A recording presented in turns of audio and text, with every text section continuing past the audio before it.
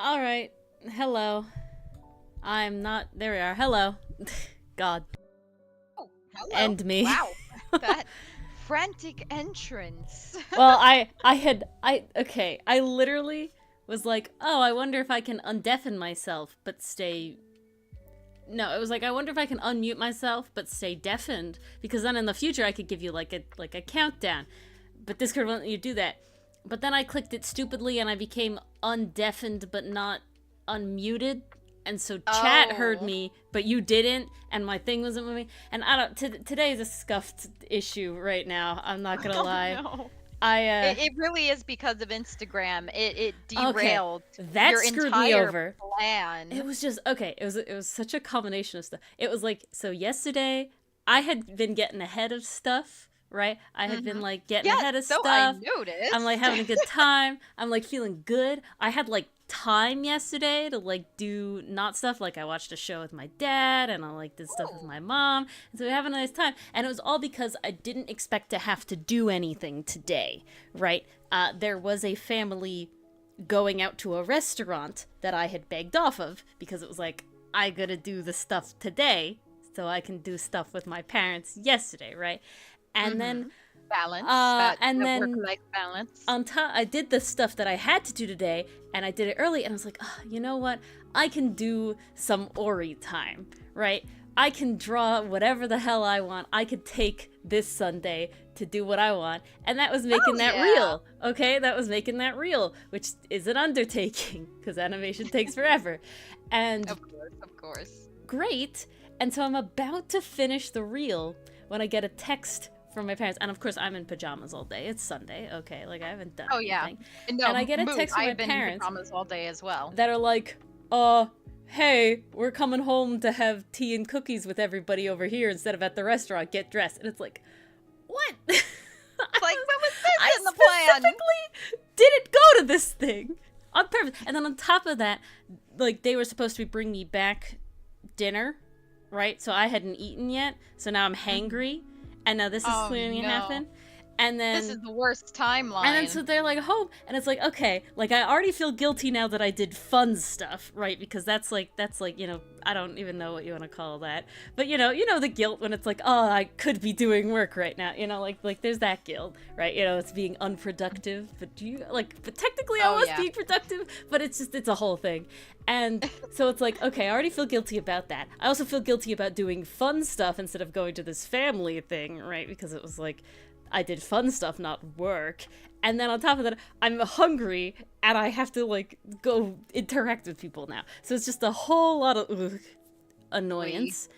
And so, okay, whatever. I deal with that. That's fine. I finish the reel and I go to post the reel and Instagram's down. So now I'm really pissed off at that because like good reel posting time is being like eaten up by this whole thing, and I'm like, ugh, algorithm, shit you gotta worry about. I realized that Oh I didn't yeah, of post course. Ace Attorney reels today that I have, so I have to do that. And then Oh like jeez. so that happened. And then I decided to take some time and clean my keyboard because they get grody, right? With like Yeah. flakes They and whatever, they get scummed up, Yeah, I'll Gotta go clean out reel the gunk. them. You gotta clear out the gunk. So now, for those who don't know, I have a programmable number pad, which is very beautiful. And what it allows me to do is have a ton of shortcut keys all at my fingertips. And I use these for digital art, right? We got Control Z, we got Control Y, paste, copy, different kinds of saves, tons of stuff. Okay? This is capable through a program that I have. And now normally when I unplug it, it's fine. I just plug it back in and it's normal. Apparently this time, no, it reset everything. So I had to then go in, remember all my configurations, recode the entire thing, because like I have to recode macros, Oh right? And so that's what I no. spent my time doing. And I'm like, this is an art You're stream, right? We're not playing Ace kidding. Attorney, so I need these fucking buttons. Yeah, Okay? like this I needs need to these buttons. work. And so I'm like spending all this Shit. time with these buttons, and then it's like, okay, stream's about to start. And I'm like having issues like doing, and I was trying to do something else, but it was like, nope, macros took over my life instead. So here we are. This is where we are. This is how life is. You have had a day indeed. And My goodness. now I'm gonna quickly post this stuff in other servers. I Because feel like that's the my thing. day was hectic, but in like an opposite way. In that I just kept bouncing from like thing to thing where it was like, okay, got that done. Now on to this other thing. Okay, got that done. Now on to this other thing. Shit, I have this scheduled at that time. Gotta go on to that thing. Like somehow I got it all done, but So I guess that's more busy than hectic in my personal opinion, but probably because the Maybe not. chaos was like planned for. yeah. Like my whole thing is I'm fine if there's a lot of shit to do, but you know what's happening. I'm not okay when I plan to do something and then it comes around and it's like, oh no, you're not allowed to be ready and okay for that. You said, "Oh no, Why no, does this Judge." still say PC emoji code break? That's not good. Ugh. I don't see that. Where do you see that? On YouTube, Oh, the let me check cover that. of the video still says PC emoji code break. I don't see that. Yeah, it doesn't. Weird. It came up on Discord. Stupid. Okay. I don't know. Well, Huh. I've bored everybody in chat long enough with my qualms and issues today. No, Ori, this is a safe space. You are allowed to vent to your heart's content. Oh, You know, hey, this hey. is your stream. I They have they good have news. to listen to whatever you say. This is so. very true. Well, I mean, they technically can leave, which would make me sad. But I know Dichotomy is like chomping at the bit for this, so I don't think we'll scare them off. But Oh, we good can't news wait is- too long. good news is that I was so happy with the Instagram reel, right? That I went, hey, I'll post it on the YouTube channel that has the like one other Outcast, the Outcast opening the animatic opening. video, right? Yeah. Okay, this account had 3 followers. Those 3 followers are Mars, Dylan, and my other YouTube account. Okay, so I wasn't really expecting anything. Got 10 new freaking subscribers on YouTube after posting that one reel in like an hour, and then we got like 5 new subs on the Ace Attorney one after posting the other Edgeworth reel. That's Shorts. quite lovely. So, you know, we're going. And honestly, it's good because, and I probably will start cross-posting some of my, some of my Instagram, whatchamahoos reels on YouTube Shorts, because if it works that easy, you know, more might as more well. exposure. Make it 11. Make it 11. The problem is I can't, I have too many freaking accounts. I'm not gonna lie. My mother, like, messages me on, like, my personal Instagram account that I never freaking use anymore. Like, my actual human Instagram account. There's freaking 4 different YouTube accounts that I have, and I have to keep track of. I couldn't. I have 2, and that's more than enough for me. I'm sorry, someone commented on the short and says I'm anti-furry, and it's like, you can only tell one of them's a furry in the entire video.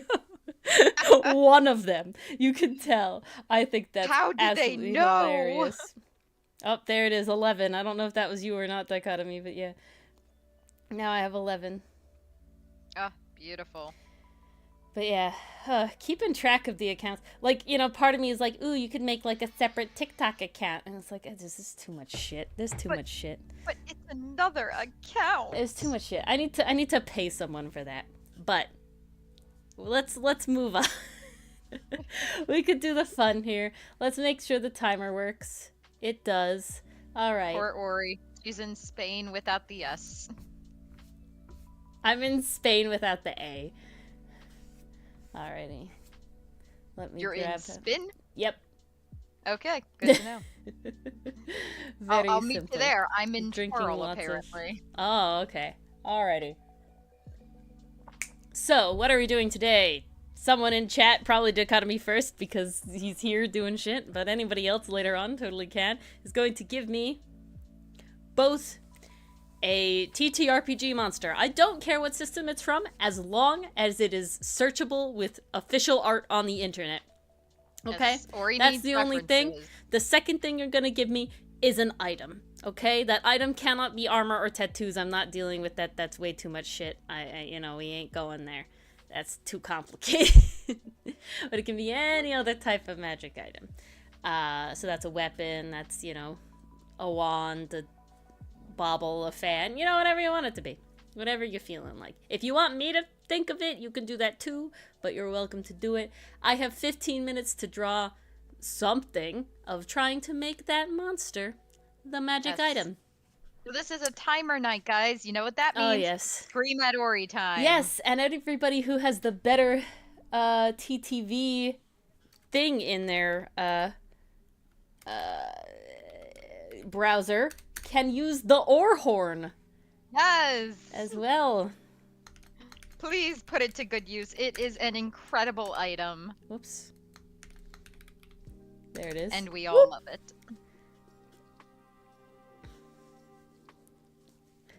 I'm not automatically planning on it, no dichotomy. If one of them speaks to me, possibly. But if I'm being completely honest, 90% of the, homebrew brain power comes from Dylan. I'm not gonna, I've never tried to hide that, it just sort of, it is a dual venture. Okay, he's the brains, and I'm, a little bit ideas man, a lot of it the art, that's only me. Sometimes I ask him for ideas there, but yeah, that's sort of the duo we have, and so that's a big reason you execute the vision. Why we've moved to Pathfinder content as well, is because he's sort of done with 5e. Thankfully, doing this for almost 2 years now, I have a good handle on how 5e works, and I translate them from Pathfinder to 5e, and then I ask for his opinion after that because he's still a big nerd and he's still very smart about that, so he edits afterwards. That is lucky. But there's still spelling mistakes because I'm always rushing. In the last one, you have an editor. The Peace Hammer. The problem is it's difficult, right? I have to put it into an art program that has nothing, and on top of that, no spell check, no nothing. Oh yeah, I ain't doing it in real time. You're more than welcome to do it in real time. That sounds like quite the challenge, Dichotomy. If you're up for He did it with the Octawolf. Major kudos. So, major friggin' kudos. You are more than welcome to do it in real time. But if one is really speaking to me, I might keep it, but I'll let you know. But with that, which can be likely to happen, dichotomy. That's usually what happens. Let me know what monster and item you would like me to try and do. We'll see what happens. I expect it to be a good one, Dichotomy. Dichotomy was not apparently to put any pressure on you, but we know you've been thinking about this, so. An Etten flail. Oh, okay, I know the Etten. I've drawn an Etten before in 2019. Interesting. And it wasn't digital art. It was traditional art. They're very hairy and grumpy and gross, but it had to do with Inktober, so that's what we got. It'll be Etten string? No, too far. I can't salvage that. Can't salvage that. All right, and let's give a flail. My brain's dead. Yeah, you don't have Dylan, so. Yeah. Oh, okay. I don't have that low energy. Okay. I'll be chaotic in other ways. Let me briefly look at this Etten stat block. That always helps too. You're very kind, Dichotomy. You I wouldn't have given me any points. Okay, they're kind of boring. They have the battle axe and the morning star, which is almost a flail, but not quite. And then they have double head, right? Yes, it's got 2 heads. He's very hairy and he's very smelly. I do know that in the lore. And they argue with each other. They very much argue with each other. Okay, so big design choices. Zack and Wheezy of D&D. Well, the big design choices they got going on here, oh my god, my brush is so tiny, is we got the one blue and the one red one, right? We got a lot of that going on. They have a lot of the braids, Okay, so the braids are nice. A lot of braids. I think I'm seeing some skulls Yep, hanging there's on the some skulls in belt. here because they kill Or that things. motif. That might be interesting. The other thing I'm thinking about is they do have the axe with the flail. And now I have seen a guy who is very woodlands guy in real life who made a flail axe. Now it is rather dangerous, but I don't think that's necessarily the problem here. So we could go axe flail. Could be interesting. Could be interesting. All right. I mean, the axe flail would be carrying over a design element into the weapon. The flax. Yes. Yeah, the flax. That's it, dichotomy. Ooh, I do like this one. Okay, we're gonna take this reference as well. I do like this flail because it gives axe vibes without being full axe. All right, you see that? That's nice. Hello, Enthuse. How are you? Enthuse. Over on YouTube today. Fancy, fancy. Yeah, I was kind of surprised to see that. I think Enthuse is the enthusiast everywhere but Twitch. If I remember correctly. But I can never remember. I'm so sorry. Right now, yeah, I like that. Right now we're doing an Etten flail. Isn't being a flax the whole point? I don't know if being a flax is the whole point. Dichotomy. That's the question. Is it the whole point? You know, these are the things you have to get out. These are the questions. Yeah, I don't know why it says that.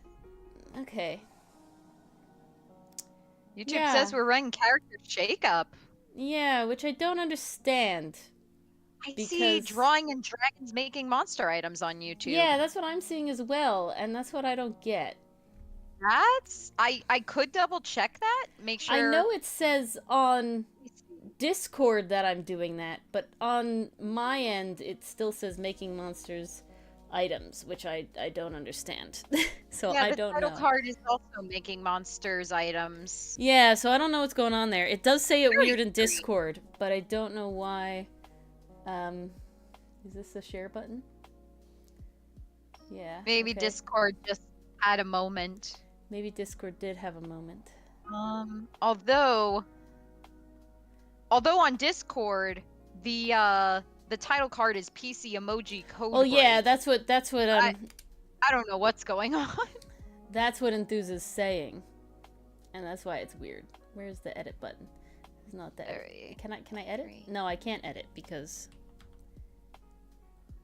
yeah, see, even when I share it, it gives me, it says making monsters items, but then it says PC emoji code break, which I don't understand because it does say it correctly on my screen.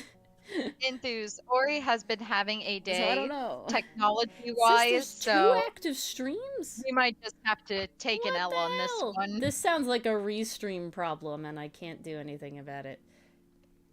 I don't know what else to do about it, you know? You know what? I'll take that over our avatars glitching into oblivion.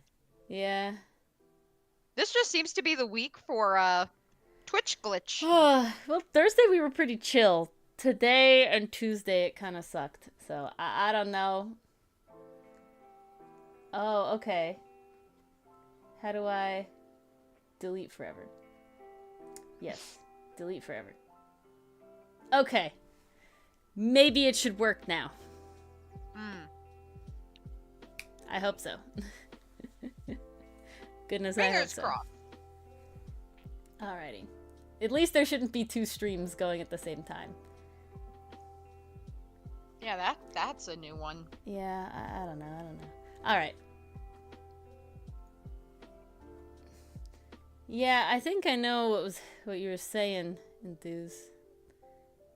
Yeah, that one, so it said that one was upcoming because what happened is I switched them, so that one should be gone now. The character shakeups should be gone now. But making monsters items should be the only one now. In theory. Alright. Should be. Give a little refresh, and we'll see. And, yeah, we're just gonna go in here. We're gonna set my timer. And I'm debating if I want a ruler or not.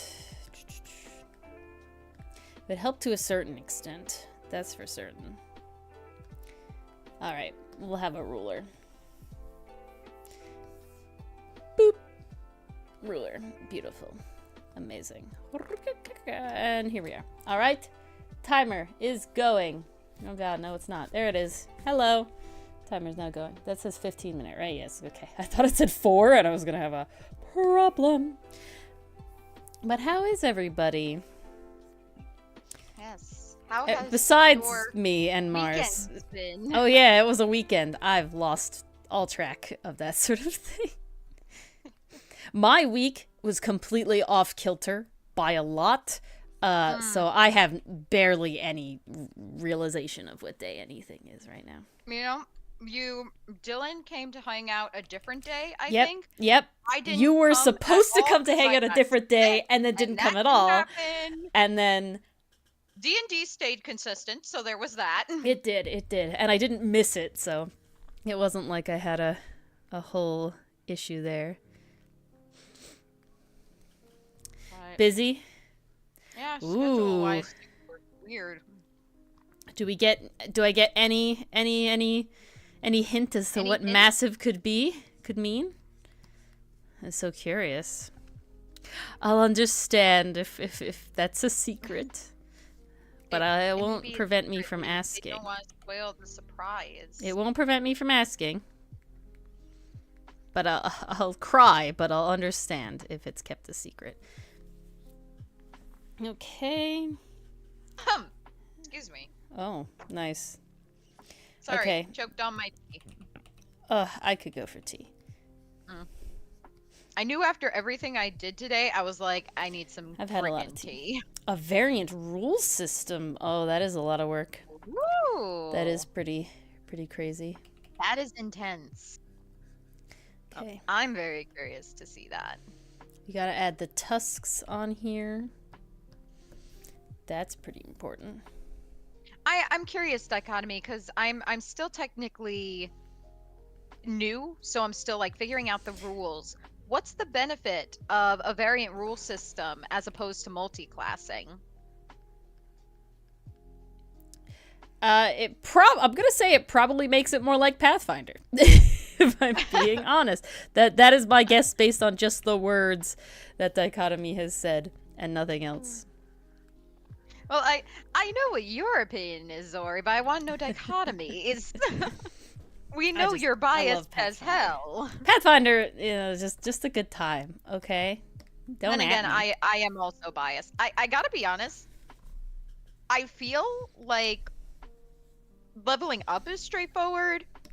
Navigating the character sheet is straightforward. Like, I don't think and then of course it could also be like I've been playing for longer as compared to earlier, but I feel like I'm doing better when I play. So while you have been playing TTRPGs longer in general, you haven't been playing Pathfinder longer than you played D&D. So if it was just a familiarity thing, you should have felt that way with D&D. You know what I'm saying? Like, you did have to make a switch. I feel like I was starting to get it toward the end with Gilith, but I don't know, something about Pathfinder just like kind of clicked. Well, that's good. I like that. Worked out really well. We're here for the Pathfinder gang. Oh no! Heck. Ah! We can fix Heckity it. heck. Oh, you'll have to read that, Mars. Okay. Do you want me to read it to you, Ori? Or shall I just No, respond? you read it about it. Okay. I can get the gist, probably. Mm. Ah, good Okay, nooping. That makes sense, Dichotomy. I've definitely had to do that before.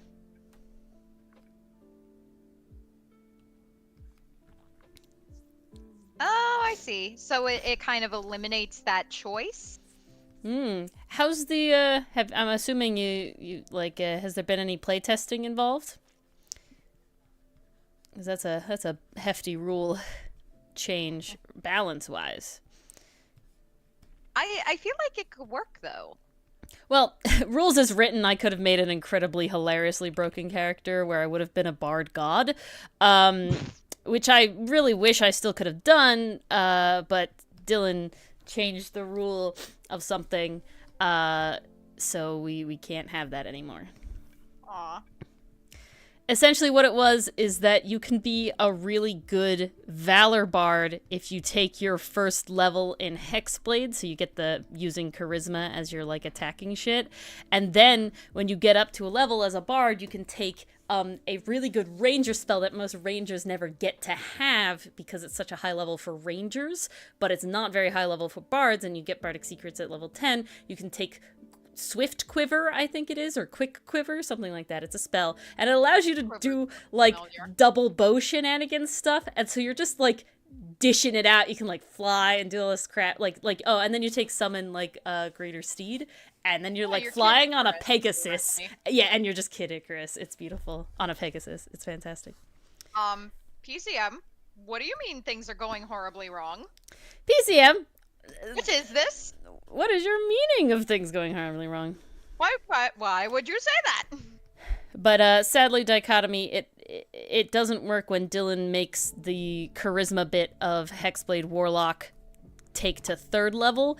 Like, it works technically, but you're just not epic fast enough for it to be worth it for most campaigns, because, you know, it always depends on what level you get to, and that's sort of that. Yeah, no, playtesting all the combos would be an extreme undertaking. Oh, yeah. But, like, some of them. Maybe, like, 5 at the most. The trick is... I find the trick to be playtesting is not necessarily just going through the list and playtesting. The idea is building a character that you try to break the game with, right? Does that make sense? We made so you're trying to see how far you can push the rules to know, like, when too much is too much. Yeah, is what you're saying. Dylan and I made what we called Ancestral Point Buy because I wanted to play tons of cool races and not have to be limited to the D&D ones because sad boys.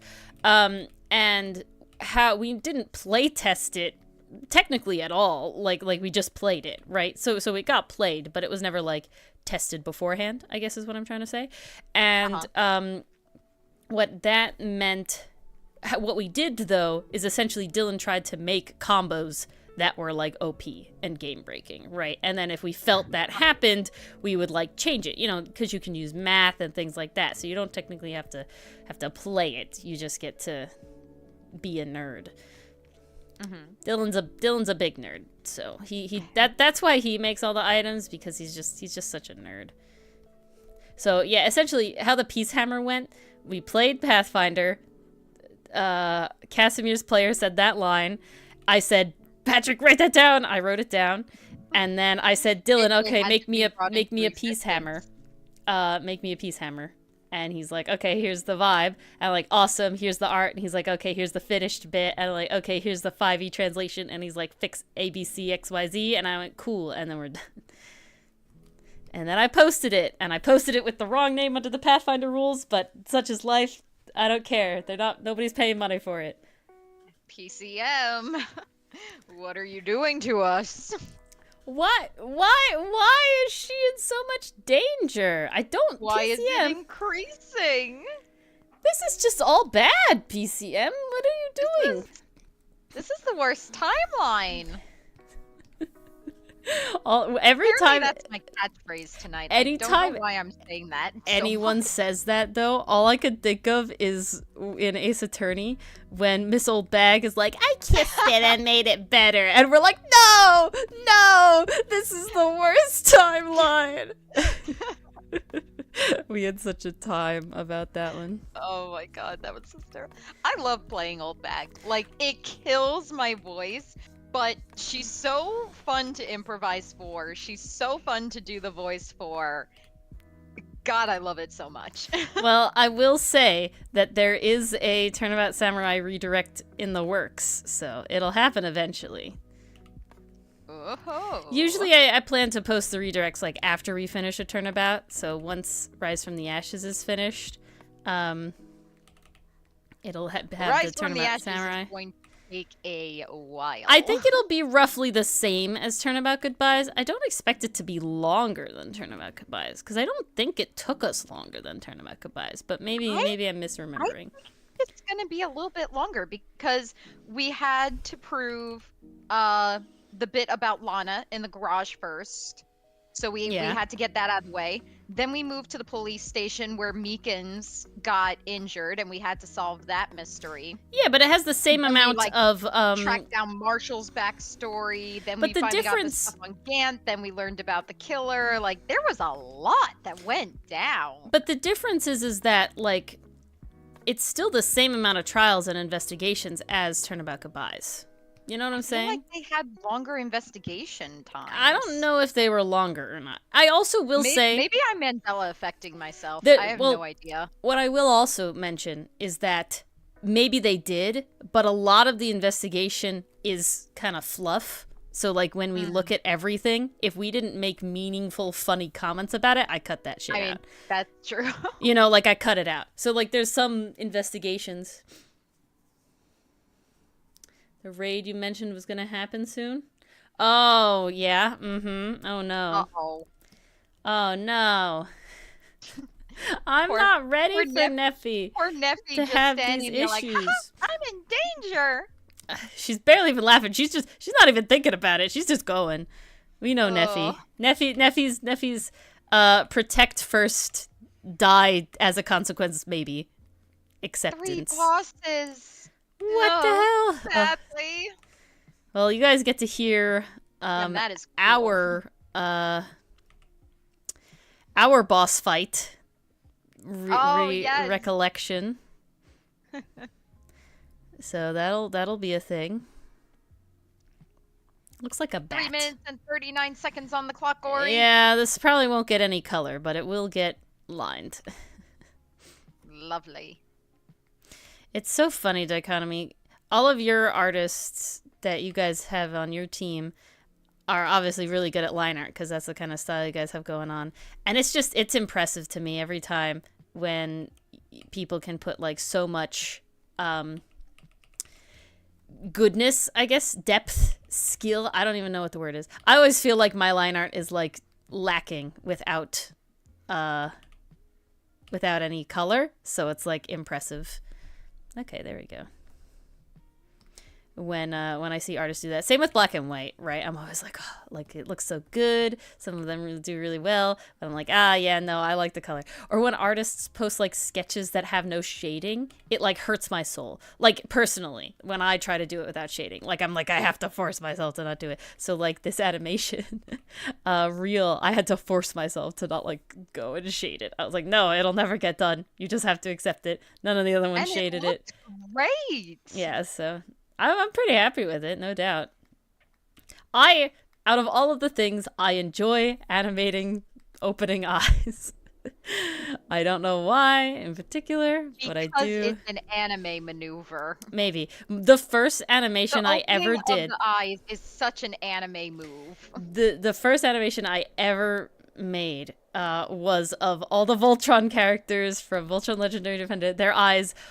So they were in the visors, but they were like all set up in the like position that the Voltron like splice goes, and it was all of them opening their eyes and the eyes like pulsing like glowing colors when they did it. Oh, and that's like I'm amazing. still very proud of it. It's definitely like old, but I'm still very proud of it. Hey, Only one it on the was team? Start of something. I can never tell who's part of the group and who's just a pal in your server. Maybe I should look at the colors more. I don't pay that much attention, if I'm being completely honest. I just vibe.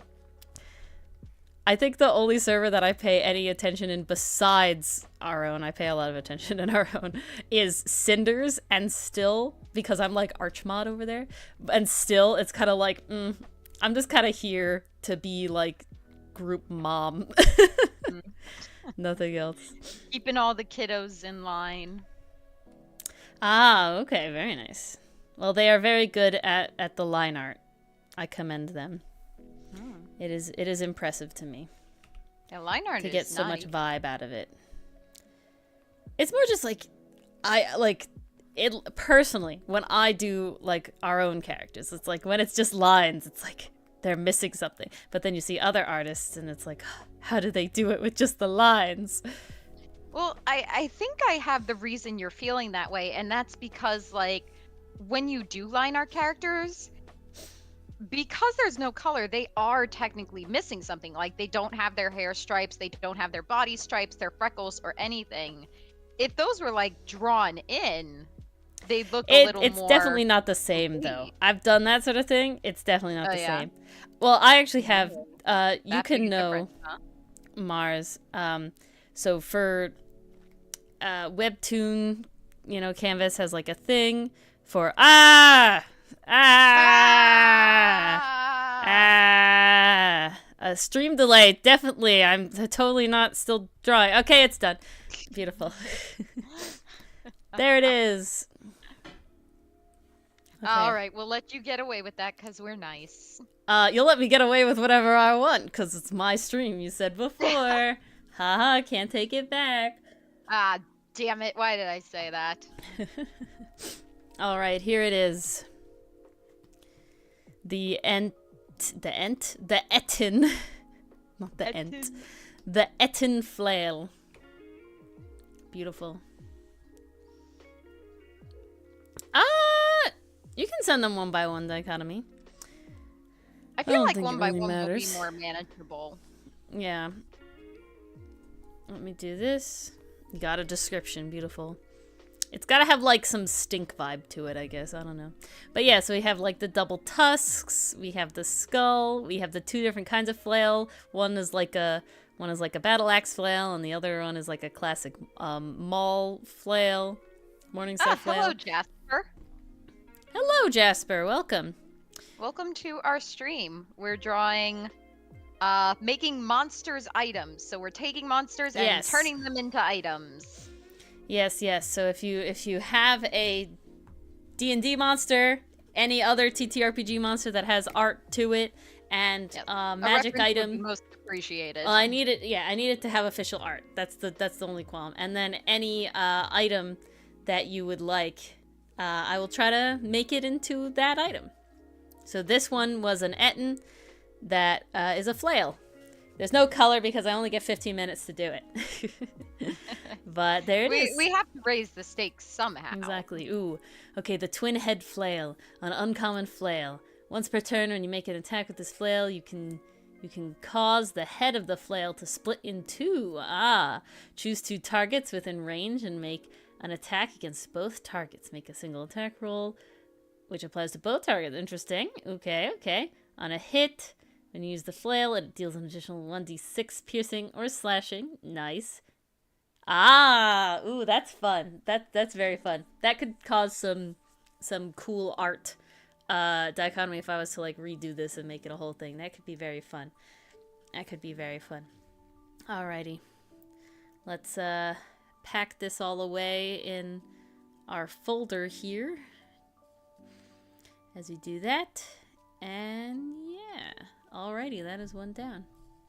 Redo? Well, I have, the flavor also comes out of the ability, right? So I'm thinking there's like a method where the two heads are together, right? Where it's the combination one, right? That's the flavor of the item. I'm gonna eat chocolate now. The flavor. Haha. Not as good as your real puns, Dichotomy, not gonna lie. You can hear my crinkling over the microphone, I'm sorry. Gotta peel back my Kinder Bueno. Ooh, deliciousness. Ooh, how nice. I just had a brownie, so I am very happy All now. right, chat. What is your favorite type of magic item and why? Mars, you can answer too. Favorite type of magic item? Do I know off the top of my head? That one was good, Dichotomy.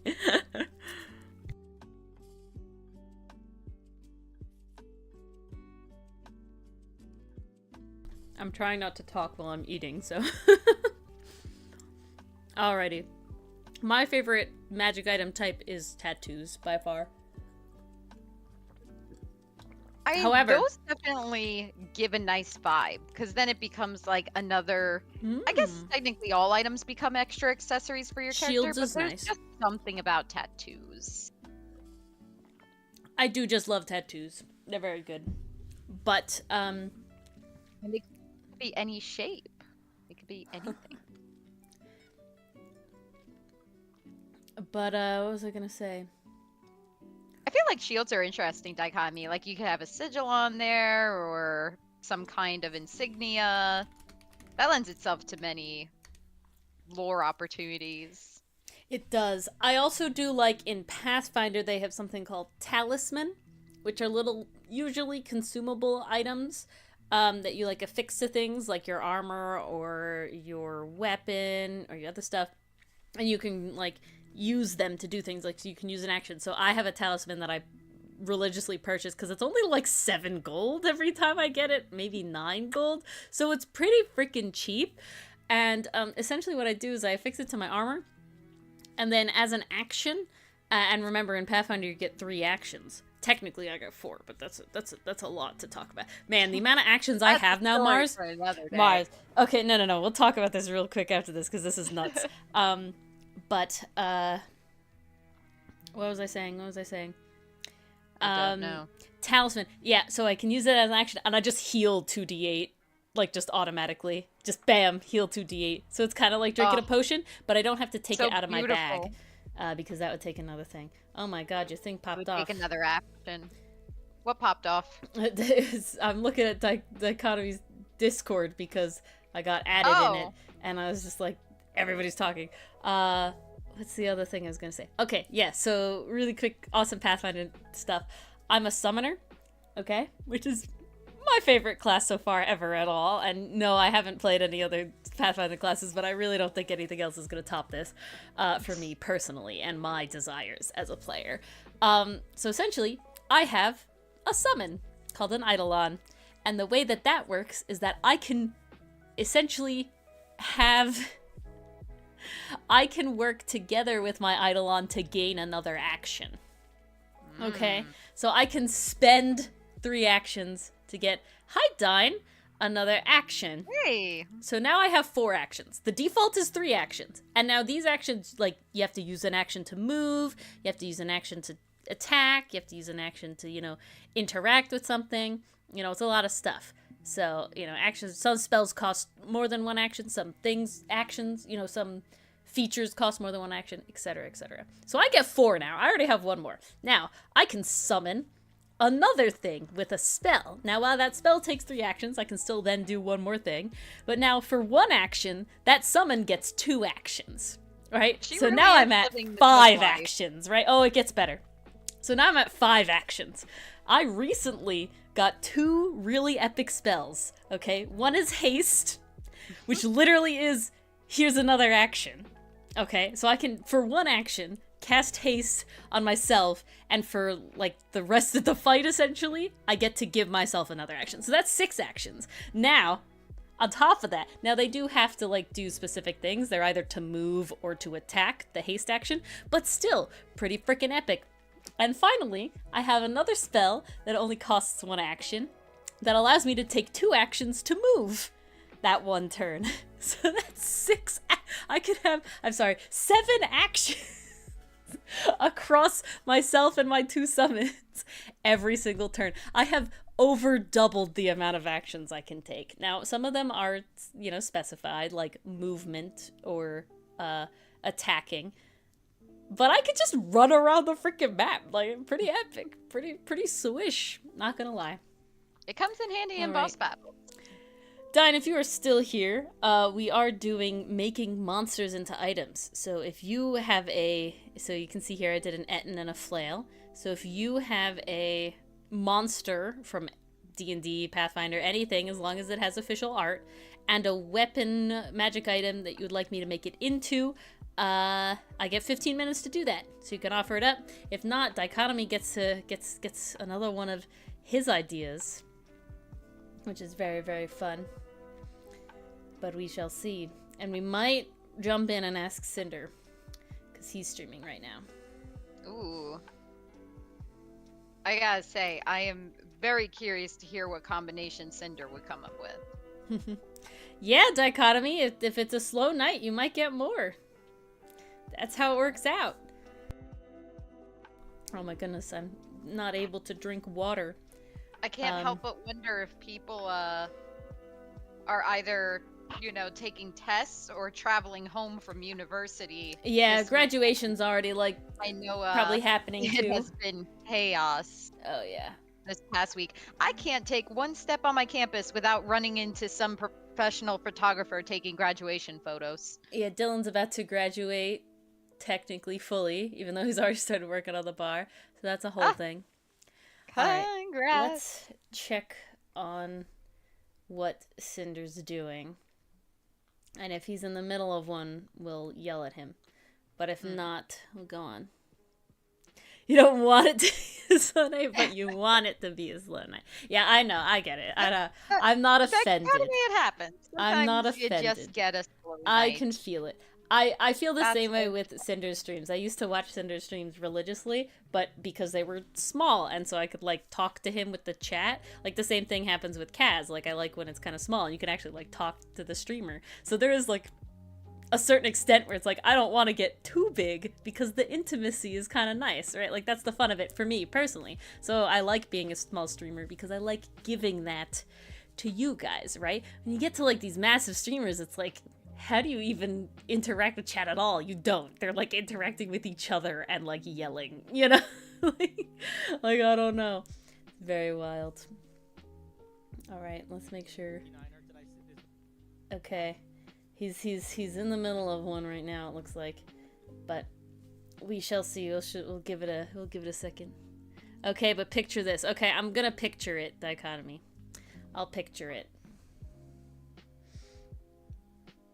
Third level. Okay, he's just kind of started. So if anybody else besides Dichotomy has a monster and an item they would like me to combine, get the chance. But hop in with your request. You get about a minute before I say I let Dichotomy loose to get his second one. All right. So if anybody else would like to offer up any monster that is from like a game that has official art and a item. The yell at Ori if it were a mega streamer. Yeah, that would be good, but then it would hard to be do games like this, right? It would be hard to be do games like this where I'm like choosing out. I'd have to make them like channel point stuff, and that's good news. Yeah. I don't think there's anybody here on YouTube right now, unless Enthuse is still here, but Enthuse is mostly on Twitch usually. But that is that. I might get channel points on YouTube like how they are on Twitch, so that'll be fun. Okay, you have to choose, Mars. Yeah. Dichotomy. Yeah, okay. 1 or 2. I have a good feeling about number 2. All right, Dichotomy, lay it on me. Oh, I don't know. I got a really good feeling about 2. I don't know why, but prove me right, Dichotomy. Please. I need the validation. Oh, good. And I meant to, I had like all these YouTube streamer plans, right, to like figure out how to do stuff. Just them in general? Okay. Just methods in general, alright. There's so many. Either throwing throwing star, or shuriken. Chakram. Okay. Let's get these methods up in here because there's so many. There's a lot of them. Ice, magma, copy image. Hello, Grenade. This is where the cool kids hang out. How are you? Hang out. Grenade, if you would like to choose a monster and a weapon and a magic item, which could be a weapon, for me to make into a monster for me to make into that magic item, you may, and we'll do yours next. Dichotomy, you're confused. The nerd table is the cool table. Yeah, obviously. I don't know where you're coming from. We can have both. Oh, really, Grenade? Oh. For something new, or you were just not feeling it anymore? I mean, both are good options. Since you say very good, I'm going to say congrats. Both, actually. Oh, that is great, then. Double good. Excellent for you. I'm assuming this Onward new and job is upward. not a bakery either, so. You really are over here at the cool kid table, Grenade.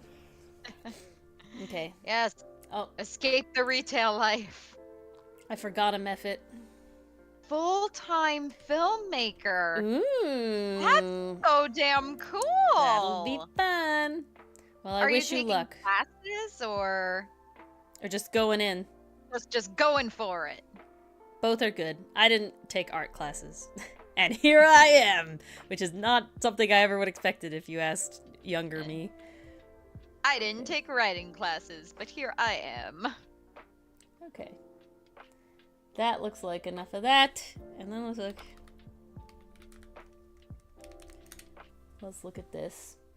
Oh, okay. I see what those are. Okay. 2-year program, and you just need your driver's license. God, okay. I'm having flashbacks to when I applied to grad school because I didn't have my license either. Oh. And as soon as I applied to grad school, I was like, crap, now I gotta get my license. I have no choice. Look at you two relating. Best of luck, Grenade. You got this. Okay. Which do I want? Throwing stars or chakram?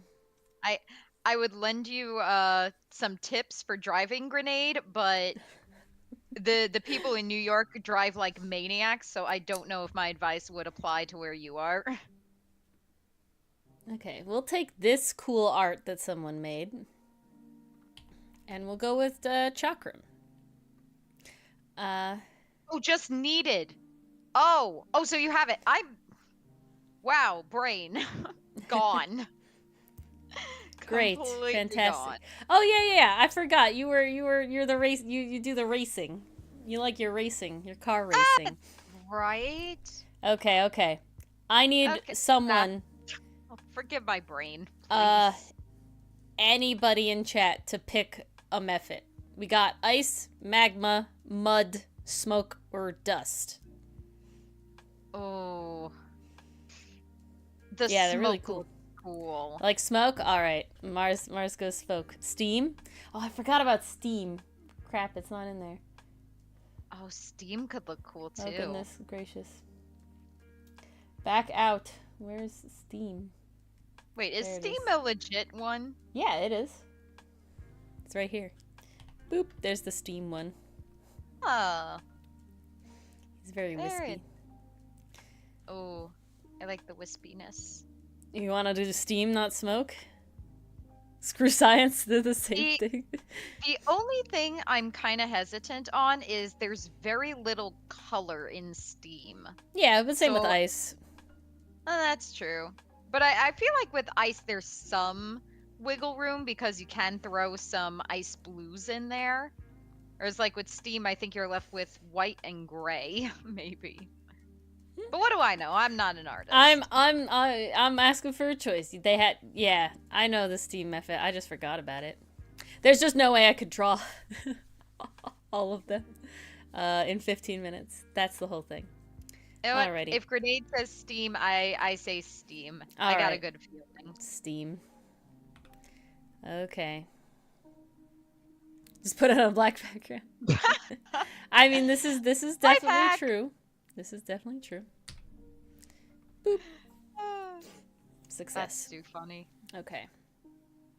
La. I need a ruler, especially for this one. Very important. We are all set up. And timer reset. Alrighty. Goodness gracious. Steam. We definitely like the light colors. We gotta chakram around. We have a bunch of different styles. The black, yes. I think Dichotomy has stolen the Mo energy for tonight. Well, see, Dichotomy can't get the puns out because they're only around for this stream, so they can't have the fun Dylan pun times anymore. So they need to just go ham on Drawings and Dragons night. Why does that feel kind of thick for chakram? I'll make it thinner. There we go. There we go. Okay, really funny thing. There's like a segment on David Copperfield on like Sunday morning this morning. And they're like, oh, you're a billionaire. Why do you keep doing the shows? Like, you have this money. And he's like, because I like it. And it's like, Jesus, why does everything have to be about money? I also realized I did an investing if you have stupid. A hobby, they're like, turn into a hustle. I realized I did a money stupid, a money blank. Okay, it's a happy ending. Okay, so I'm gonna talk about money for a second. Okay, this is for Americans. Grenade. I don't know how stuff works over there. I'm very sorry. Essentially, to retire, you can put money away in something called an IRA, which is like a savings account for your retirement money. Okay, and the whole point of it, however, is that it gets invested. Okay, in the stock market, so that while you do keep putting money in it, that money makes its own money, right? Because that's the point. And what I've been putting money into one of these for 3 years now, and what I didn't know is that it doesn't just automatically get invested. Like, you have to like do stuff to like actually invest it, and so I didn't do that. So it's just sitting in this account, not really getting a lot of money for 3 years. And it's like, oh no, I didn't realize that, because otherwise, like, my other I have another thing with like a financial advisor. It's a whole different thing. So it's like, I don't know, it was weird. And the point is, I invested it today. So no harm, no foul. Honestly, probably better, because we're gonna slump right now, so buy more stocks, shares, money words. Genius. Dylan calls brokers money wizards, and I don't deny that. That would be a very fun new 3, but honestly, it's not bad, because it's still like, it's still saved money. It's still saved money, and it's still like gained money, just not a lot of money. You know what I'm saying? So it didn't go down in our recession that we're kind of having right now. And it just gets to go up from here. So look at that. Magical. Lovely. Honestly, it was the universe, working out. In general, yes, Grenade. I could just tell myself this, okay? Hey, it's impressive that I'm investing so early compared to most people. In denial, okay? The next thing I have to do is force Dylan to invest money, but he hasn't really had a job yet, so that's the next step, It's so rough, because I was like, this is the stuff, and I know it's so stereotypical to say this, but why the hell didn't they teach us this in school? Like, this is the useful shit. Yeah. I'd like to know, what do I do with a 401k? Should I start investing with a 401k? Do I do it with a part-time job, or do I wait until I have an actual career? How the hell am I you should put money game? Right away. Well, guess what? I didn't do that. Yeah. I literally... I'm thankful that my father's very into this sort of thing. So the second I got a real job, he's like, okay, you have money and you don't need it because you don't pay rent and you live with us and you don't pay for groceries and stuff. So invest it. And it's like, okay, I'll get a financial advisor because you guys are giving me a little bit of different advice, and I'd rather like a person that like their whole job is to do that. And so they're like, yeah, okay, here's what you could do. And I'm like, okay, cool. Now I know, because otherwise my parents are definitely old school. Yes, Grenade, thank you. I appreciate your congratulations. Off the hook, Lori. But they're very much, it's like, oh yes, the not Roth is better. And so the difference between like a Roth thing, IRA or 401k, and a regular one is that the regular one comes out before taxes, so you don't pay taxes on it.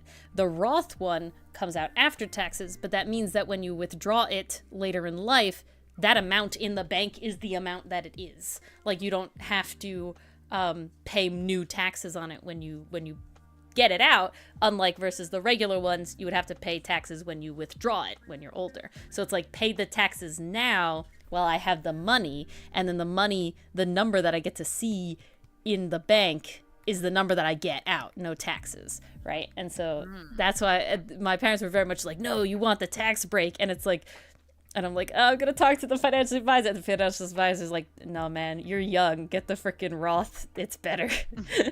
Don't pay taxes later. And it's like, okay, good. I trust you. I learned. Yeah, exactly. I learned that there is a dating simulator out there that last year you could play and would actually gain all the information needed to file your taxes for you. Oh my god, for real? Yeah. I forget what company did it, but you can easily look it up. It's pretty wild. Okay, that's hilarious. Yeah. Like, the whole point was like, look, you can play this dating sim and file your taxes at the same time. And it was like, yeah, man. Freaking wild as hell. Sure, why the hell not? Exactly, sure, why the hell not indeed. Yeah, see, Grenade knows what I'm talking about.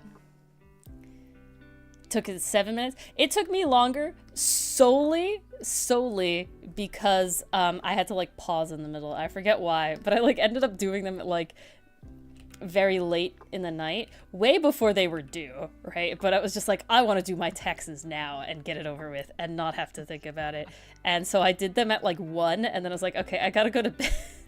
I can't finish this. So I went to bed. I'm amazed you have the brain power and energy to do taxes that late. Every once in a while. I mean, you can see what happened with the leggies. You know, like sometimes it's just late night, you know, deal. Oh yeah. You paid zero. That's... Yeah, I paid 0. I got money back 2 years in a row now. I have not paid taxes my whole life. I've been paid taxes. Ha ha ha! Look at that. Beat the system. Technically, I've paid taxes, but I've paid more taxes than they actually require of me. So I get refunded. Very nice. I think I get some... not leeway, but some kind of perk because I'm a student. You definitely get a perk because you're a student. I got a perk 1 year because I like paid off my student loans. Relish in that, however long it lasts. I got a perk because I took 2 classes from a local like adult learning thing that's certified as a college. So like you get those deducted. So I got like $100 back from those. Oh, very nice. Yeah. So what I'm hearing is constantly take classes and you will always get money back. You have to pay more money for the classes than you get back, but technically in the end you pay less money overall because you get the money back. Right? Does that make sense? They're not much of a net gain. No. It's more just Tragic. like they make you more incentivized to learn, which is good. You know? Yep, always a plus. I think that's nice. Nothing wrong with that. Yeah, I took 2 tree-related courses. Because of course I did. Yes. It's always hard. Is our worry. It's always hard because there's like a weird line of like, I know more than your average person apparently taking this class, but not all of it. So it's always like the first couple like lectures are like, I am so bored. This is nothing. I don't know yet. And then it's finally in like the 3rd sessions where it's like, okay, I'm actually learning now. It's like, yay, something I don't know already. Exactly. So it's kind of like, it's difficult. Because the other thing is I'm not trying to do homework, right? Like sometimes they have homework and tests and stuff, but it's like I'm not doing this for a grade. I'm doing this for funsies. You're doing this for enrichment. Exactly. So, ooh, we got some time. There's no better reason. What the hell? What the? Okay, that was weird. Chaos. Chaos indeed. Hey, at least I'm just happy my shortcuts are here, okay? That was all I needed. I would have been so sad if I had to do this freaking art challenge stream and not have shortcuts. Oh, jeez. That is fine. Dichotomy. Well, it's funny because Grenade is French in France right now, but he was having a good time. It's just whoever it is. I don't even remember how we got on that. Oh, it was because it was literally the point of that story was I was just scrolling on YouTube Shorts, and like I came across this content creator whose whole thing is like, I am here to help you learn financial literacy because school won't teach it to you. And she was like, most people forget, people are telling me like the Roth IRA doesn't work. And it's like, because they didn't invest it. Make sure you don't do that. And I went, I don't know if I do that. Just went, oh, crap. I don't know if I did that. Let me check. And then it was like, yeah, I didn't. And it was like, okay, thank you, Vivian, my rich BFF on Wall Street currently. That's like her opening for the whole thing. Hysterical. Nice. Okay. Amazing. Wait. No, so you were found? Wait. Oh no. This sounds like a bad update, PCM. What? Hold on. Huh? What? Dichotomy. You're already from Canada, talking to Americans, so I don't know. No, I'm messing. I'm joking. Dylan's the only one that has fake Canadian hatred. Any particular reason? Well, internet goofs and gaffs, That's not what I want. For the meme. For the memes. I mean, what is life if not for the memes, That is very true. Well, before it was for the Vine. And then it died, so we had to kind of backtrack on that one. We had to rebrand. We had to do it a little U-turn and try again. Yeah, we'll just fix that up. No one will notice. Okay. No one will notice. It'll be fine. No one will know. I literally had have any of you heard that viral sound that's like, nobody's gonna know. They're gonna know. Nobody's gonna know. They're gonna know. Yes. How are they gonna know? Nobody's gonna know. They're gonna know.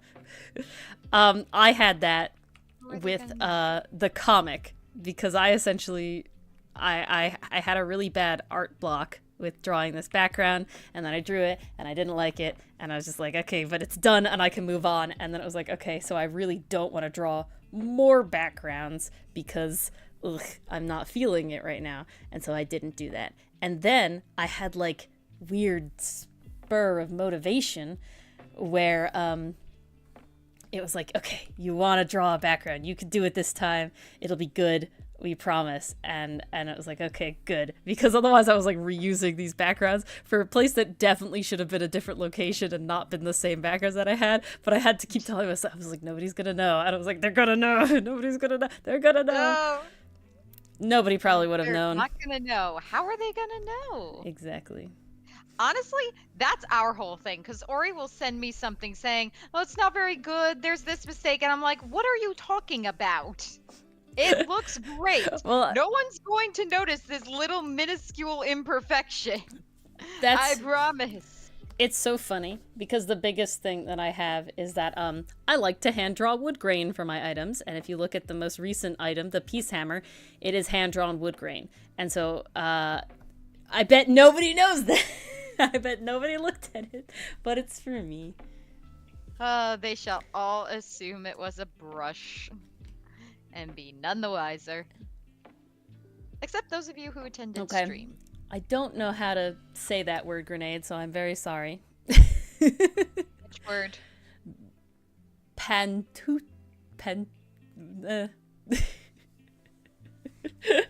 I shouldn't say it, though.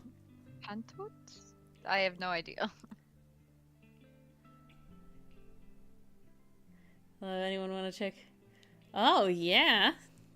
Oh, Insta. Is it under the same name? Did you put it in the Discord? Oh, All right, here's our Mephite of Steam Chakram. Oh. Beep boop. And then move these over here. Oops. I have no idea what the heck happened to this Hotsen. Beautiful. Hello, Pastry Puff. How are you? Pastry Puff, hi! Thank you All for right. joining us. There it is, our Welcome steam to our session. Mephit chakram. Sounds good, dichotomy. I'm trying to look at... Grenade needs to send their Instagram. I don't know. We shall eagerly await. Too much you like... you looked at the wood grain. I see. Dichotomy.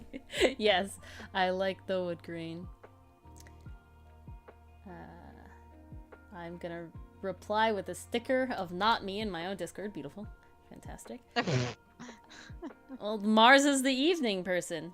He's sitting here for a couple minutes. No problem, Pastry Puff. We've been wordsing. Steam Mephit chakram. There we go. Beautiful. Okay, All right. perspective on this eyeball. Oh God, that. Well, Wow. Mars struggles with that. Oof. We're gonna read out Dichotomy's little item here I was for about what to say, anyone want to see a derpy Hotzen? for what this. You're welcome to post it in manuscript whenever you want, Mars. It's almost too good. But we have the translucent Mephit ring. Ooh. The sharpened ring uses the in-game statistics of a scimitar. Its semi-gaseous form allows it to slip through the target's defenses and attack their most vulnerable points. Ooh. If you attack a creature with this chakram, you can ignore that creature's AC for that attack, instead using their unarmored AC when determining if your attack was a success. Very interesting. I might bump that up from rare just for that dichotomy. I don't know. I might make that very rare. That's pretty strong. I guess it does depend on what you're using it for, but that could be pretty strong in a lot of things. So it's not derpy. Well, you can do whatever. Not normally. It's just this particular way his eyes came out, which will be getting redone. Well, I think natural armor and unarmored defense wouldn't be yeah, exactly, like Dichotomy's saying, they wouldn't be affected by this, right? They would be specifically for things wearing armor. So that's where the rub sort of comes in, Dichotomy. They're very powerful against armored things, right? But they're definitely not powerful against like a Tarrasque. So they're hard to balance there. And then you have Steam Burst. If you're rolling two different Mephit ring, Dichotomy. We might gotta work on this thing together. This sounds really cool. Mephit ring magic items has been posted. Ooh, I'll show it in a second. You can use an action to powerfully clash the rings together, in addition to the burst effect of the counterpart Mephit ring. Each creature within 15 feet of you must succeed on a DC 12 dex save or take 3d8 fire damage. Ooh, very nice. Yeah, I think very well overall. Yeah, that's what I'm thinking. It turns out I'm very much... okay, Dichotomy. I'm gonna tell you a secret about me if you don't know it, and that is I am a sucker for collections. So the second you're like, other Mephit rings, I like... my just peaked. Peaked. So, you know, maybe. Let's look at Derpy Hotzen. And then Pastry Puff or Grenade, if you have a TTRPG monster and an item you would like me to make that monster into, let me know. Somebody also posted some incredible art in the museum. Did you see it? They're very cool. If it's just now, maybe not, but the one earlier I did, the bunch of different ones with the like designs and stuff, and some of them are little cute boys. Here's Derp Hotzen. It's the left eye. The right eye is fine. His left eye, my right eye is fine. His right eye, my left eye is... Okay. What? What do you mean, what? I need you to repeat all of that. It's the perspective eye. Yeah. I saw this artist. They do a The lot one of. behind the nose, right? Yeah. Make it Okay, yeah, make it that's the more dumb one. vertical oval shaped. That's how Vertical you do oval. it. Gotcha. So it won't be round. It'll be ovular. Okay.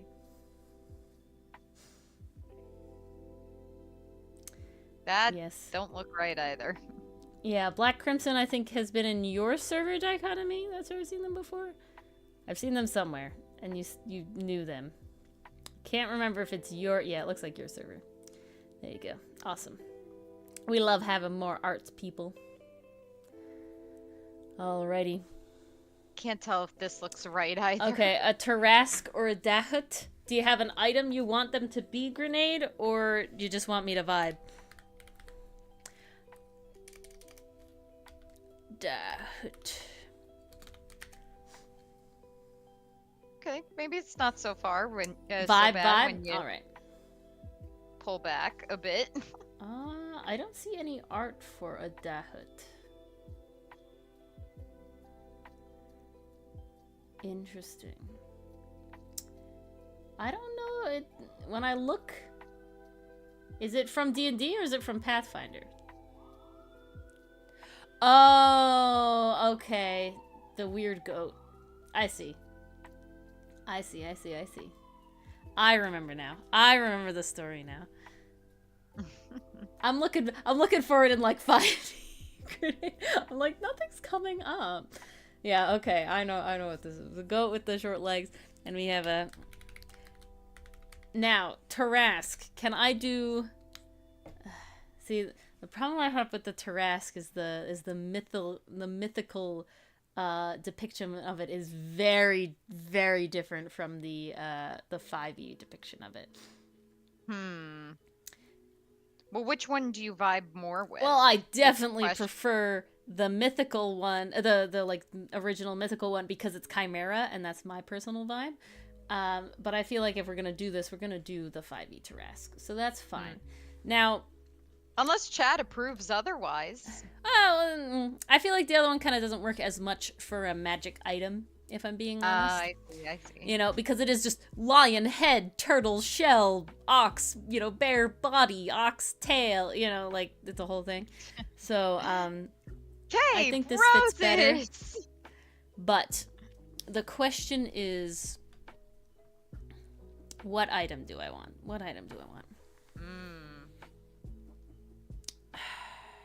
Yeah. I feel like a staff is too samey. My first... It doesn't have to... Yeah, so it's an item based on a monster. From the Fool's Gold? Yeah, I mean, that's what this is. I love Dingo. She's great. I'm not up to date right now, but I do love Sips as well. Sips is great. I have their... I backed their Kickstarter, so I'm waiting for their book. Just most 90% because of it's Dingo's art, if I'm being completely honest. But, that's the cool shit. You go with vibes, you have no idea. Oh, you're gonna say after? I don't know, I kind of want to hear dichotomy. My heart first goes to, like, a shield. But I worry that that's just, like, he has a shell, it's a shield, I don't know. Other option I have is, like, a Bident. I definitely am seeing, like, Bident with the horns and everything. Okay, I would love to hear yours, dichotomy.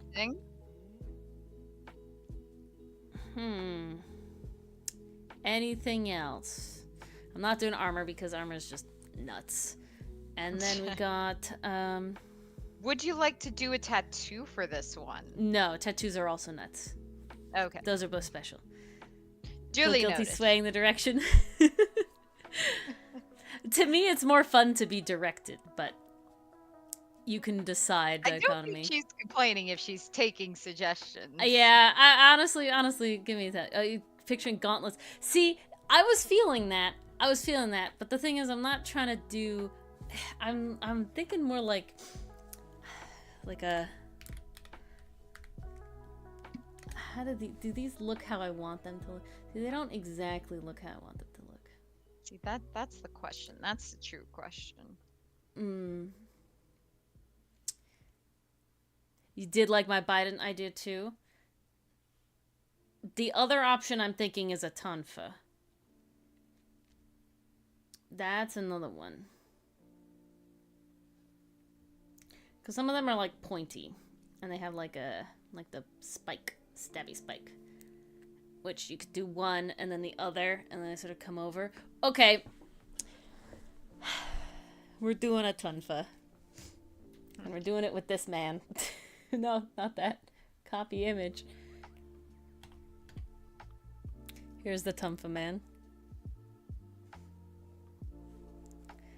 A Turesk.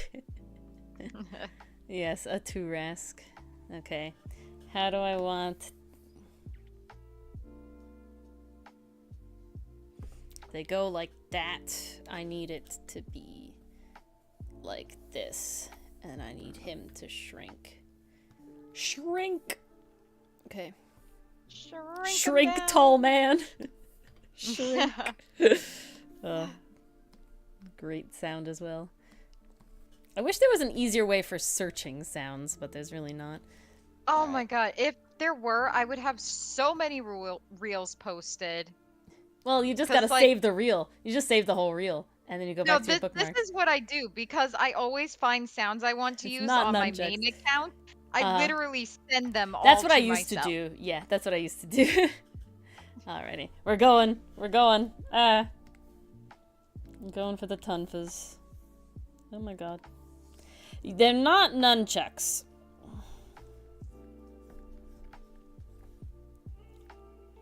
Oh, you had a terrible realization. From nunchucks, I believe. What is this terrible realization? Oh no. Showed your artwork that you really liked. The face of Riley or Bard. What was the words? My brain literally just died. Grenade, you missed PC emoji code break. Could have had Riley emoji code. Months later, asked if he had art.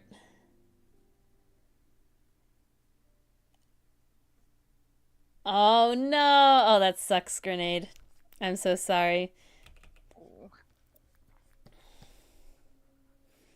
Okay, we have this. The spikes come out like that.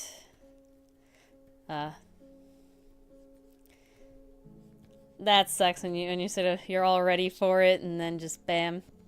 I was worried about Jamie because Jamie commissioned me for art and then the like campaign fell through and I was like, oh no, like I would feel so bad. But he's in another campaign with the same character, so it worked out. But I was like, oh. It all worked out in the end. That would have been so sad. I would have been so sad. It's one of those things where it's like, I'm not sure. I'm probably okay with people using art of characters in their like home games and stuff. So, you know, or even like paid games if it's your character art, right? So if you're the player and you are the one whose character this is, I'd probably be okay with that. I'd prefer it not to be like Milano or Hotzen or them because they're like fully fleshed out stuff. But if it's like, you know, I don't know, if it's my other RPG characters and you're like, oh yes, this is good vibe, like I don't really care that much. But it's definitely like, don't, you know, I wouldn't want you to do it in like public. Does that make sense? So I think what Ori is saying is don't stream using her character. Yeah. I think that's a pretty good base. It's like we use assets in our home game, but Dylan's not paid and it's just for us, right? Like we don't post anything about it anywhere except the art that I've made for it. So it's kind of like a weird. That therein lies the trade-off. No, OC, please do not steal. I don't know. It's one of those things that gives me like teacher vibes. Does that make sense? In the sense of where it's like teachers sometimes take things off the internet, but it's used for like educational purposes, you know, and teachers aren't like given this stuff. So it's like, I don't expect you guys, like anybody to like commission art of their character. If you have the like something that fits well, like I wouldn't like stop you, you know? I wouldn't be mad. It would be mad if it was like you're posting about it, right? Don't go posting. Well, I that's think the if sort it's of a thing. situation where people could mistake the artwork as being someone else's, that's the position you don't want to end up in. Well, it's like I if you take my items and yeah, fair use. Yeah, I can see. Exactly. It's very much just like, you know. But it's like if you had like a D&D like live stream, right? Don't go using random artist character art because it's like different. It's a hard line. It's like a difficult line, not a solid line, because it's very much like, okay, 2 or 1 horn at the front. I think we'll do 1. I like 2, but I feel like it gets out of tunfa now. I don't know. Just too much horn going on. I don't know. I kind of like it now, and I'm doing it. Okay, we got a vibe on top of it now.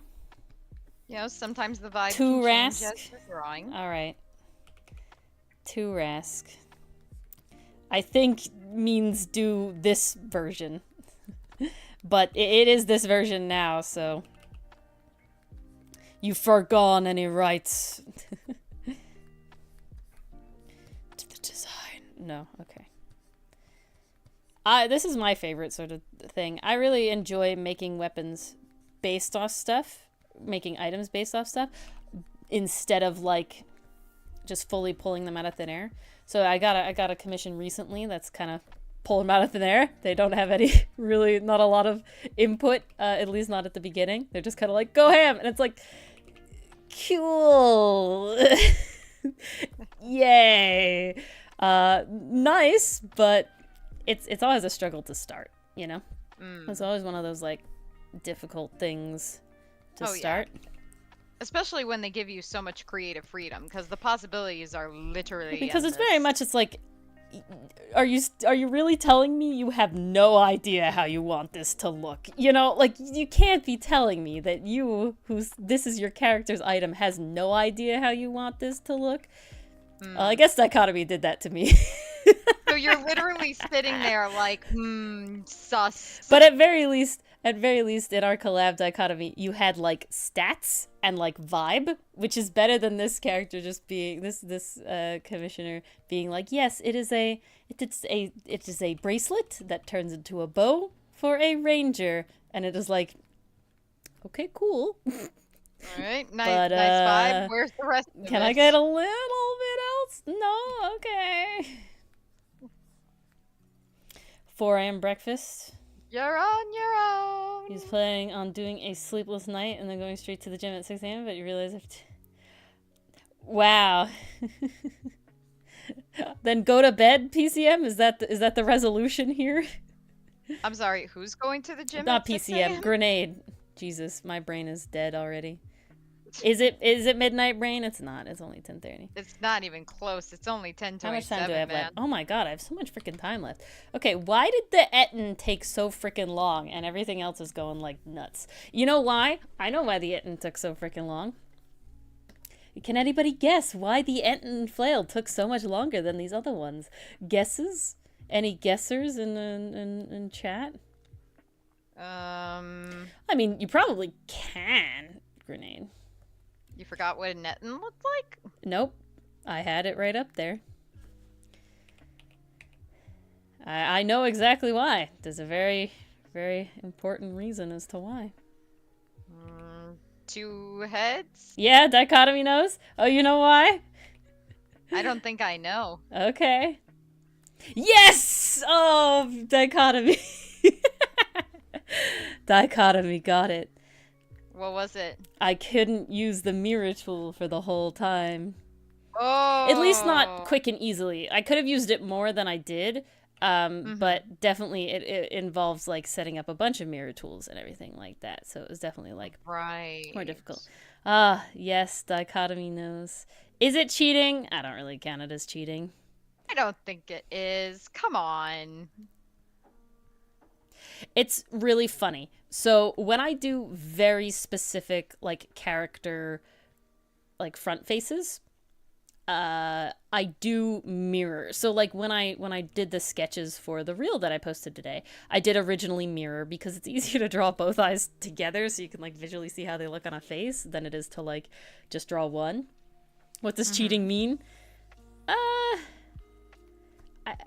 don't know what cheating definition is. I think the main definition is when it's like no longer using your own merit to do something. And so I don't think brushes is cheating. Not using your own merit, but basically using something extra that you're not supposed to use to make a task easier. I don't know if that's like the Webster dictionary definition, but that's how I would explain it. But advantage you're not supposed to have, basically. What was I gonna say? But when I draw like the comic, I never mirror character faces ever. Like even when they're front facing on. I think it's a combination of just I know them really well and like I can sketch them pretty fast, so it doesn't really affect it. I use mirror the most with items, and the reason for that is because when they're like things, they're supposed to be rather symmetrical, you know, in a lot of cases. But you can only cheat so much in the sense of that, like, so I did the peace hammer, right? The peace hammer is at an angle so that you can see that it's kind of segmented, that it's floating segments, right, together, that it's not one solid thing. And,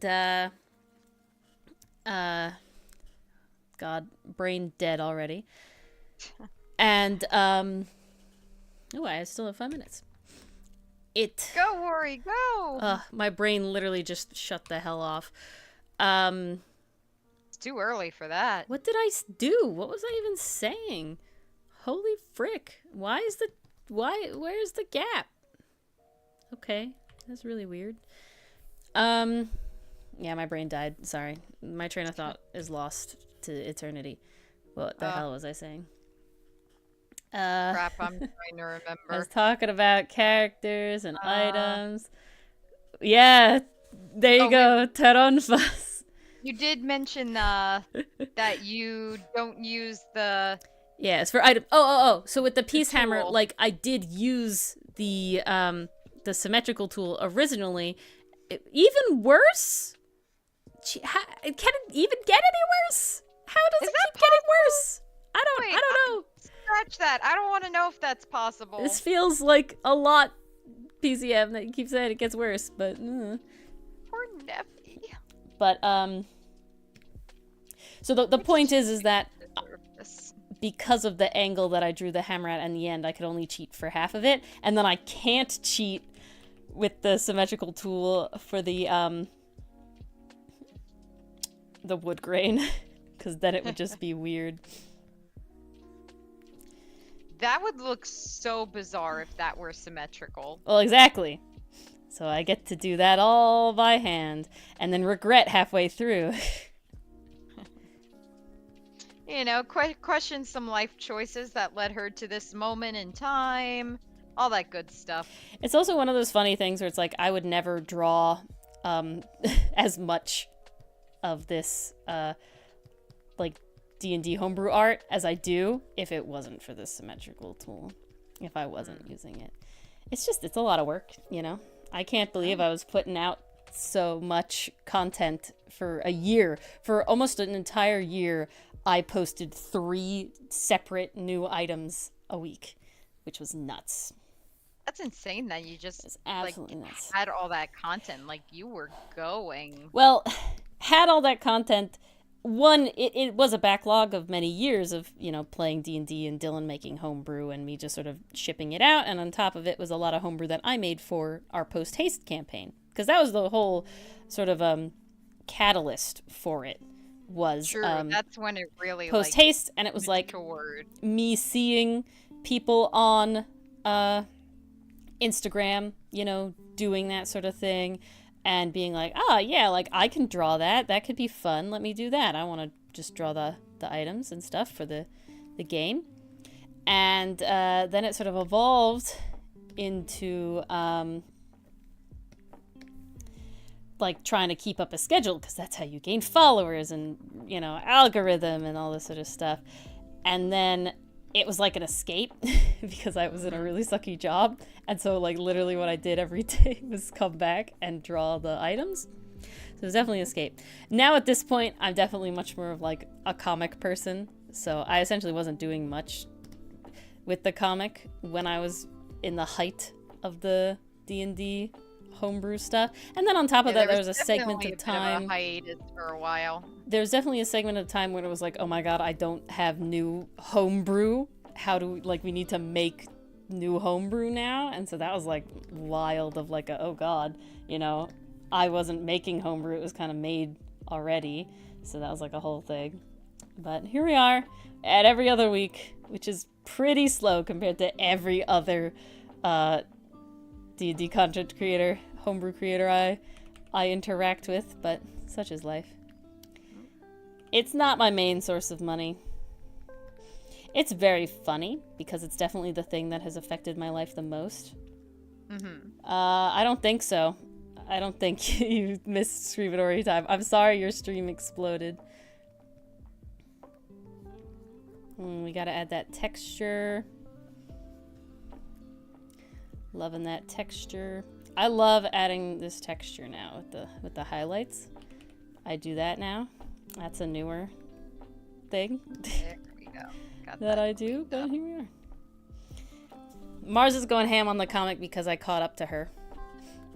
Yeah, you lit a fire under my ass Good! yesterday. Good! Color it all! Do it all! I'm trying! 30 items and 2 subclasses. Ah! Ah! Okay, this hairsprig, does it belong to Hotson or does it belong to Sinnett? You want to show me? I kind of do. Do you just want like a just snap, or do you screenshot it want to me. Okay, I can do that. All right, here is the Tarask No, fuzz. screw it. I'm just using my camera. I'm pretty Doesn't happy need with this. I think this was fun. quality. Ooh, I like it. Everybody joined in on Scream It Ori. Beautiful. Alrighty. I mean, if you don't scream at Ori, what's the point? What is the... do you guys all just come to stream to scream at Ori? How could we? Okay, we have the Tarasquas, which are called by dichotomy, me being hungry and needing to eat more chocolate first.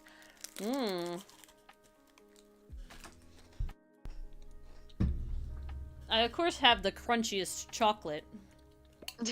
Oh, to yell at Ori, not scream. Okay, thanks. See, that makes all the difference. Alrighty. Beautiful. More water. More food in my tummy. I ate dinner so early, so I'm hungry. Let me answer Mars's question first. That looks like Hotson's hair spike. Can you show me the panel? Is the panel before it Hotson and the panel after Hotson? No, the panel before it is Sinnett, and the panel after it is Hotson with Sinnett in the background. Okay. I'm pretty sure, though, that it's Hotson. I'm pretty sure it's Hotson, and you know why? You don't know why? Why? Because think of where the part is, and that's the back of his head.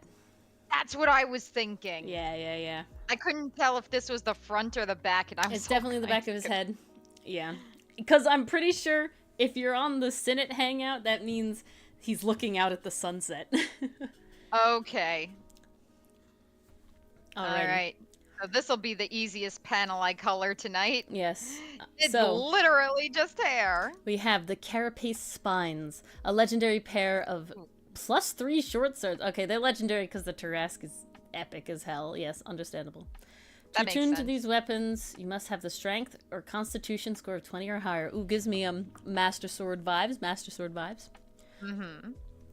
These weaponized spines use the in-game statistics of short swords. They've been harvested from the carapace of a Tarrasque and crafted into mighty defensive tunfas. While wielding this pair, you gain a +1 bonus to your armor class. Ooh. You have reflective arms. When you're targeted by the magic missile spell, a line spell, or a spell that requires an attack roll, you can use your reaction to roll a d8. On a 1 or 2, you are affected by the spell by normal. Okay, I see you're taking the Tarrasque ability in there. On a 3 to 7, you're unaffected. On an 8, you are unaffected, and the spell is reflected back at the caster. Nice. Nice. It's quite lovely. Oh, ooh. I know which one, Grenade. Of course I do. I do like the staff a lot. Whoop. Jesus. Oh, fly? No. A kneaded eraser in a case fell off my desk and hit everything on the way down. Oh, jeez. Wow, that is some really crunchy chocolate. Mm-hmm. It's Kinder Bueno. That would do it. That would definitely do it. Alrighty. We need another one. Pastry Puff, did you have one? Tarrasque. Ton fudge. I was so proud of myself earlier today in doing entry 18. There was actually a panel where the hair was exactly the same on Hotsun as it was in another panel. And I copied the layer, pasted it in the new panel, and I just dragged that thing where it needed to go. And I was like, wow, I saved myself so much time. Do you have a specific item you want it to be, Pastry Puff?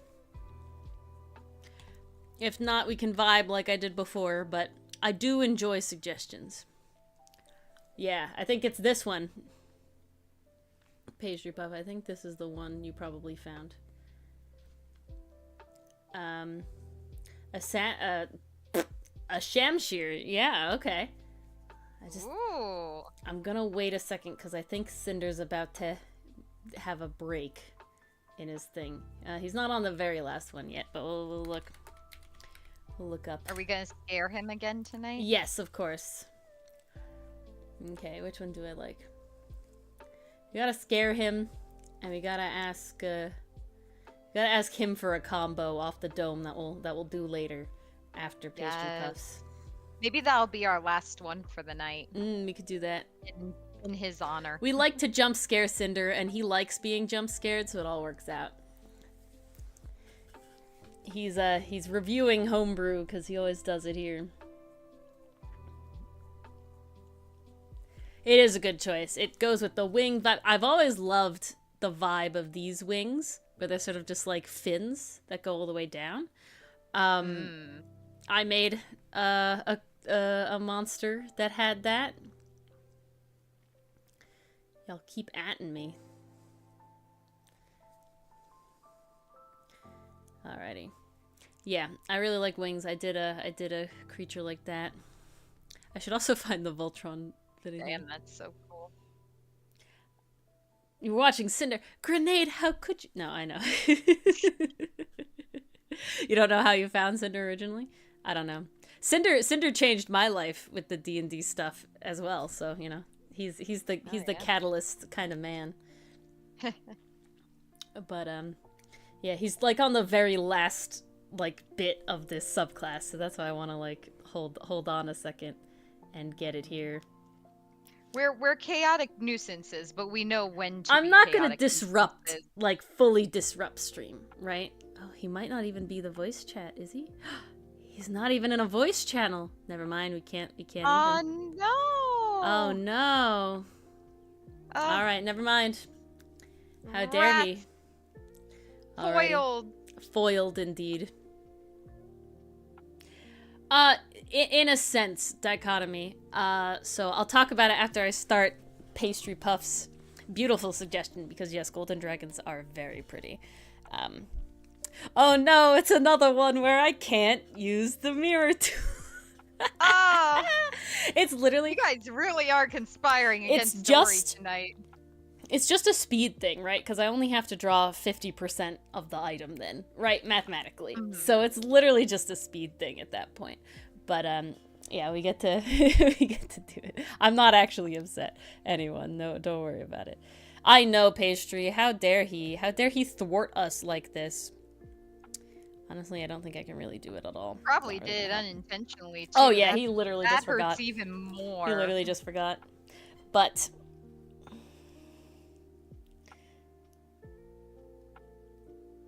yeah, no, it's not transitive dichotomy, but it's funny. No, so technically no, because that's not what Cinder did. So no, even with the transitive property, it doesn't work that way. Ooh, gotta post it in all the chats, Grenade. But let me start this timer. Boosh. All right, timer going. This one I know I have to like do because I don't get my cool tool. Okay.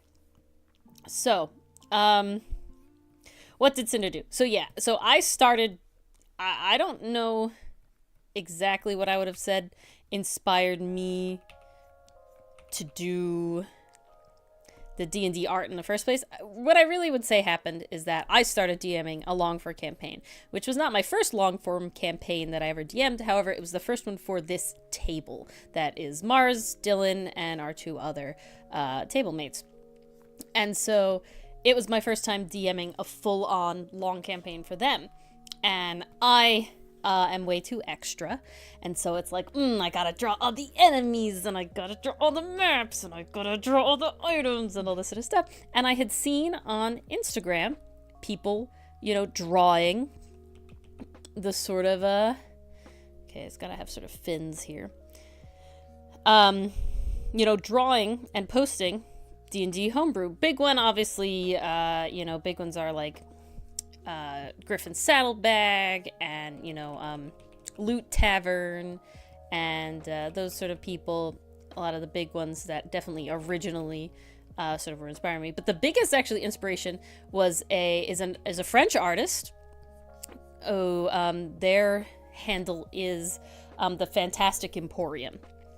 And the reason that they inspired me the most to actually go about posting it and everything was because they have a very distinct art style that is not the classic D&D art style, right? When you look at Griffin's Saddlebag, when you look at Loot Tavern, it looks like it could come out of the books, right? Like it's painterly like that. It's this whole thing. It doesn't really have its own style. It's the D&D it fits style. in with the D&D style. Yeah, and my art definitely doesn't. So it's very I wasn't really thinking about posting it, but they had a lot of followers and a lot of traction, and they also had a second art account, and they had made a specific D&D one, and that's what inspired me to sort of do that, to have two like that. So that was sort of that main start. I would say they're probably the highest contender in that. And so this should be ribbons coming off of it, because it's got all these things. And what was I saying? And so so then I just started posting, and it was just the stuff that I had made for the campaign that I was drawing anyway, and I never really expected to get, I really didn't expect it to take off like that. I had a regular art account for years that didn't have past essentially 74 followers, I think. So it suddenly started taking off after I drew an item called the Gem Haunt, which was Dylan's character's specific personal item at the time. And so that was it really took off. And that was when it was oh my god, wait, this is actually doing well. This is pretty wild. And then at some point I started posting on Reddit, because that feels sort of the next step in the RPG journey. I wasn't really posting on Reddit. And the Bard bow, the Boshicord, I posted on Reddit, and I posted it, of course, on Unearthed Arcana. And I got this comment, and this comment was, "Hey, I reviewed your item on stream. Check it out. Here's the timestamp." And it was Cinder. It was Cinder going, as a very small streamer, going on whatchamahoos on Earth Arcana and reviewing items. And he reviewed mine, and I watched the little segment of it, and he laughed so hard. He laughed so hard. It was so, like, he found it so funny. He thought it was so good. He really enjoyed it and everything, and he really liked it. And so that caused me to start watching his streams. And because he was so small, I could actually, like, directly interact with him. So that was a really neat thing. You know, I really was not someone that watched streams because, you know, they were usually, like, really big people, right? And you couldn't really interact with them. And I never really got the concept of it because it's like, I like my curated, you know, YouTube content. And that's why I do the Ace Attorney videos. It's literally because that's what I would watch. I would never watch an Ace Attorney stream, personally. So yeah, I started hanging out with Cinder, and I met John, and I made a lot of, you know, I met a lot of people there, and that sort of inspired me, you know, and being in his, yeah, exactly, Grenade, exactly, I feel that. So many wonderful people in this community. Yeah, and essentially, the people in Cinder's community, because Cinder, you know, wanted to be my friend, and so, you know, we were hanging out more, and then the people in his chat started, you know, knowing who I was and enjoying my presence around. I don't know if I want it to do this way or the other way. I think it has to be this way. And with that sort of allowed me to sort of reconsider the idea of Mars and I streaming again. And I remembered that, like, streaming to nobody was very hard, and I was like, okay, you know, if Mars wants to stream with me, then at least it's, like, easier to, like, riff if there's nobody in chat.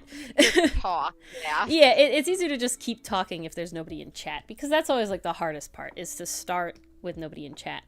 And, but it actually went really well, because we had, you know, people like Grenade, people like Johnum, people like, Delport and everybody that came over and would watch us stream as well. So we actually had, like, people already watching us streaming, and that was really, really cool. And a lot of them turned into D&D fans. Yeah. Outcast fans and everything. Yeah. Yes. John's still alive, Grenade. I checked in with him. He's just touching a lot of grass. So he's alive and well. I was worried about him. We support it. I was worried about him because I hadn't heard anything from him, and that was kind of wild. And I was like, oh, maybe it's just school. But I was like, okay, let me reach out, just be like, hey, yeah. You alive? You like, okay? Are you okay? Yeah. Please tell us. He's like, yeah, I was just chronically online, and I needed to touch grass. I was like, okay, that's the best answer you could have given. And it was like, okay, very nice. Ori called us moms earlier, like she was not kidding. Yeah, not a joke, not a joke. I am definitely Cinder's Discord's mom. And so I modded for that. Because of Cinder, I met the people who make rally content, and I had one of my coolest experiences was through rally, and it was solely the fact that I got to be the first person to make fan art of something. So at the beginning of Rally, I had a lot of time, and I was very into it, and I really liked the characters, and I got to be the first person to make them fan art, and that was probably the coolest reaction you could ever get, is being the first person to make, like, a small group fan art, because, you know, it's epic to get fan art, right? So that was really, really epic. Fan art.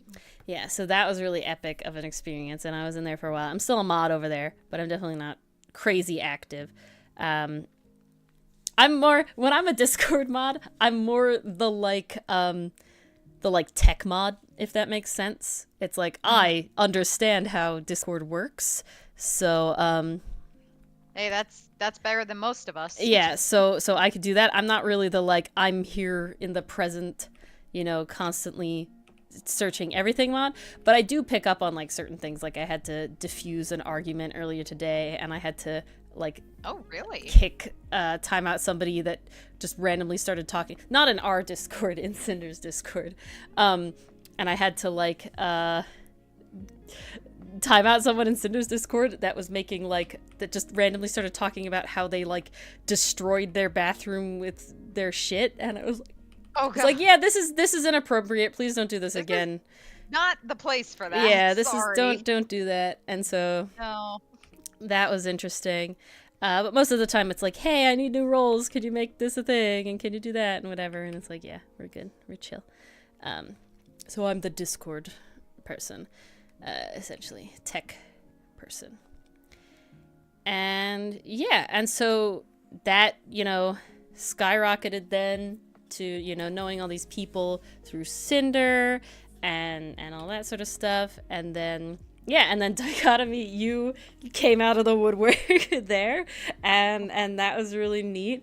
And while, honestly, that's really crazy to be considered such an inspiration for such a cool group that you guys have going on there with all the subclasses and everything. Me, what? How dare you not be paying attention when I'm being cheesy? But yeah, it's one of those things where it's like, I never wanted to be a D&D content creator. Does that make sense? That was never like a I love D&D so much that I want to do this, that I want to be here. It was literally mostly I like the art. I like doing the art. And that's my biggest draw to tabletop RPGs, not gonna lie, is the fact of making art and everything. And so, yeah, I never would have been like, oh, yes, my whole deal will be based around this. I would have said I wanted, the comic and everything like that. Yeah, really, I know. And so, yeah, it was very interesting to sort of see where my life has taken me. This is not what I want. I need this to be deeper. Not that deep. That deep. Well, ooh. That's really fun, Grenade. Grenade, I don't know if we told you, if you've been around, but we have Oscar who translates the comic into Spanish just because he wants to. And it's like way more people speak Spanish like our comic. Oh, it is hilarious. It's one of those things I never expected, but here we are. Like, I don't know how or why this happened, but not complaining. Not complaining. It's just very funny. Yeah, over double. It's nuts. Almost quadruple soon. No, I know. I would love to. If the comic does make money, that is like probably the first thing is to start paying Oscar, and then the second thing would be like, hey, Grenade, do you want a translate job? I'm not asking for free stuff. I'm not trying to ask for free stuff. I don't want to come across that way. I'm more in awe by the fact that I never expected this comic to be translated into Spanish or any other language, and then have it be like, yes, this language does better than your native language. And it's like, what? I sort of made it for my native language. Excuse me. I'm envious of people who speak different second languages, third languages, any other languages. It's so impressive. This panel looked easy, and now I'm like,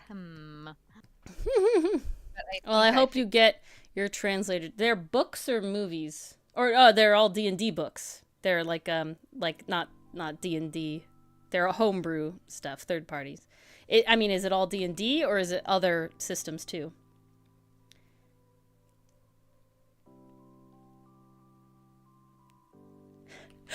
Grenade, please don't do it unless you want to. Don't do it. It's not system specific. Are they third party stuff, content that you enjoy, or you just sort of went around picking a bunch of big ones? Any ones you know? Is it like Cobalt Press? You want to need the trading? Okay, Grenade. I feel bad if you do it if you don't want to, though.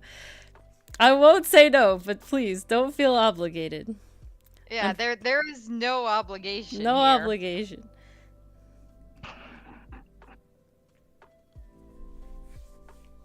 We don't really have scripts. Oscar just looks at the actual comic and does it, so that would be the way to do it. We do have scripts, but they're not correct, if that makes sense. They're not necessarily accurate. Okay, so there's definitely a lot of like leeway when we're making the scripts. Like basically, it's an outline. It's an It's outline, and then suggestions. usually what Usually happens... the dialogue sticks around, but Ori goes ham with the panels, Well, and I yeah. would not have it any other Well, go way. ham with the panels, and then sometimes they end up not lining up perfectly with how the thing works. And so I have to change the dialogue on the fly a little bit. So it's like, oh god, wait. Whoops. Whoopsie. The message always stays the same, though. Yeah, it's more like Ferrix, was saying this to somebody else, and it's like, maybe you gotta say, Hotsit instead of Sinit. Cobalt Press. As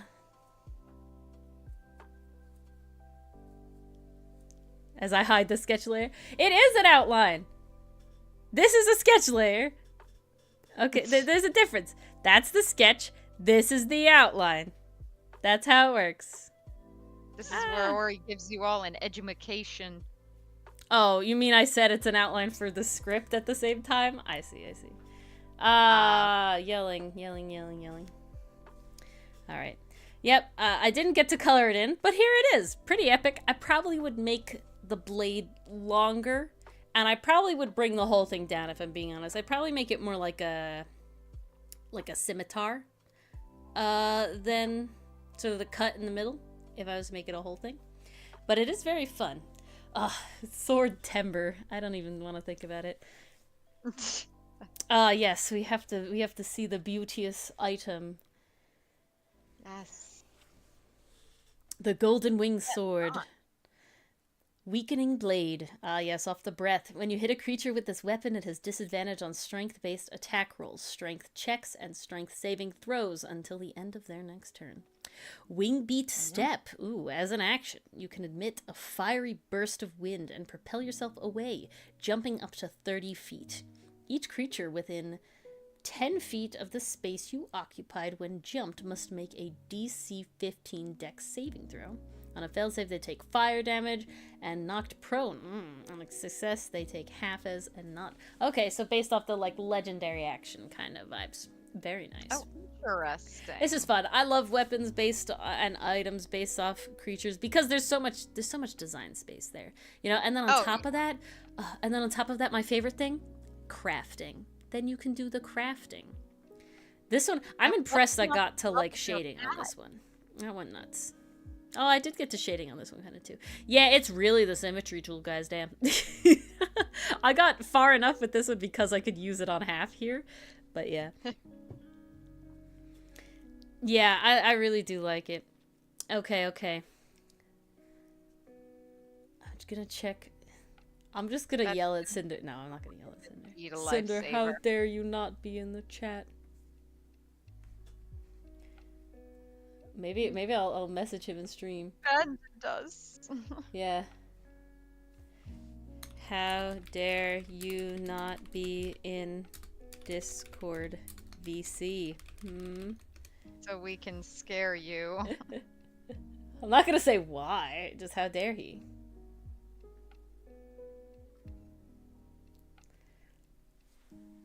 But, alright. We got any other ones? We got new ones? Oh, a ranger subclass there, Grenade. Very nice. I can't look at it now, but... Displacer Cape. That. Displacer Cape is very cool. I like those. Why do I feel like I drew a Displacing Cape once? Oh, because it is an item, but it's called the Cloak of Displacement, right? Yeah, that's the whole thing. He hopped in. He's in the Discord. Okay, we gotta wait a second. We gotta wait a second so he's not prepared, right? Yeah. I think he's gonna change over in a second. Okay, but be ready. Okay, you know where to go. You're gonna go into the stream waiting room, and I'll drag you in, Mars. Drag you in. Okay. But we gotta wait. We got him to go on the wheel. Okay, so be ready though. He should be going soon. Where is the waiting room? In voice channels down. It's in his server. Aha, I see it. Okay. Don't hop in yet. I will. Okay, he's gonna spin the wheel. He's about to spin the wheel. He's gonna spin the wheel, guys, right? He's gonna spin the wheel. He's going to pick the person. This is the wheel's gonna spin. And then I'm gonna say, Mars, go. And I'm gonna be silent. Don't talk. We're gonna move in. Okay? And then we're just gonna scream. So once I move you into the other thing, not scream, but like, kablabawaba, you know, something. Hoogity boogity. That's what we'll do. Hoogity boogity. Okay. That's what we're going That's with. what we're going with. Okay, go now. Alrighty. Go now. Okay. Razzmatazz. Hoogity boogity! God. God. Yes, I waited. I knew you knew now. I had to wait Did it until your work? guard went back down. Am I? Oh, hey, Mars. Oh my Yes. God. You guys, how are you guys doing? Of course you're on stream. Why Doing wouldn't good, you be? Doing good. Yeah. Oh man, how was your stream? Well, we're still going. We wanted it's to ask still you going. Yeah, ask me something. What's up? we wanted to ask you for a 5e monster and what item to make it into. Magic item. Weapon, you know, shield, wand, whatever. You want a monster? Yeah, so you're gonna pick a monster, and then you're gonna Uh-huh. pick a type of magic items, like a sword, you know, any kind of sword or any kind of, Okay. you know, wand, and we're gonna make I that got monster you. into that. Yeah. Okay. The monster is gonna be the roper. Ooh, okay. Ooh, okay. I And like the, it. And the item is either going to be an armor, like leather or medium or some armor type. You decide what armor type. Or a shield. Okay. Alrighty. And a weapon feels too obvious. Okay. No. I see what vibe you're going for. All right, we're gonna Yeah. go do that. You review this new item, and we'll All right, I hop back will. in when it's done. All right. All right, We won't cool, scare cool. you next time. I promise. We won't All scare right. you next Okay. time. Once per Well, stream. We Okay, promise. fine. All right. Well, before you go, I love you and you're wonderful, and high fives forever. I love you High too. fives High all fives. around. All Love right. you too, Cinder. All right. See ya. See you ya. in a little bit. See you in a bit. Bye. All right, we're back over here. There's no Mars right now. She's coming in. She's coming in hot soon. Soon. Disappeared. Wow, taking Mars a little bit. Where'd she go? Ah, she made it. Here I am. That was a little slow on there. Oh, I took a wrong turn, ended up in Albuquerque. Oh, But I no. made left, so I ended up here. Grenade. We'll tell Cinder. You love him next when we hop in after this. So we know how we said no armor, so it's got to be a shield. But honestly, works better for me because that means. Say it with Mirror me. tool! Mirror tool. Yeah, beautiful. Yay! The best tool.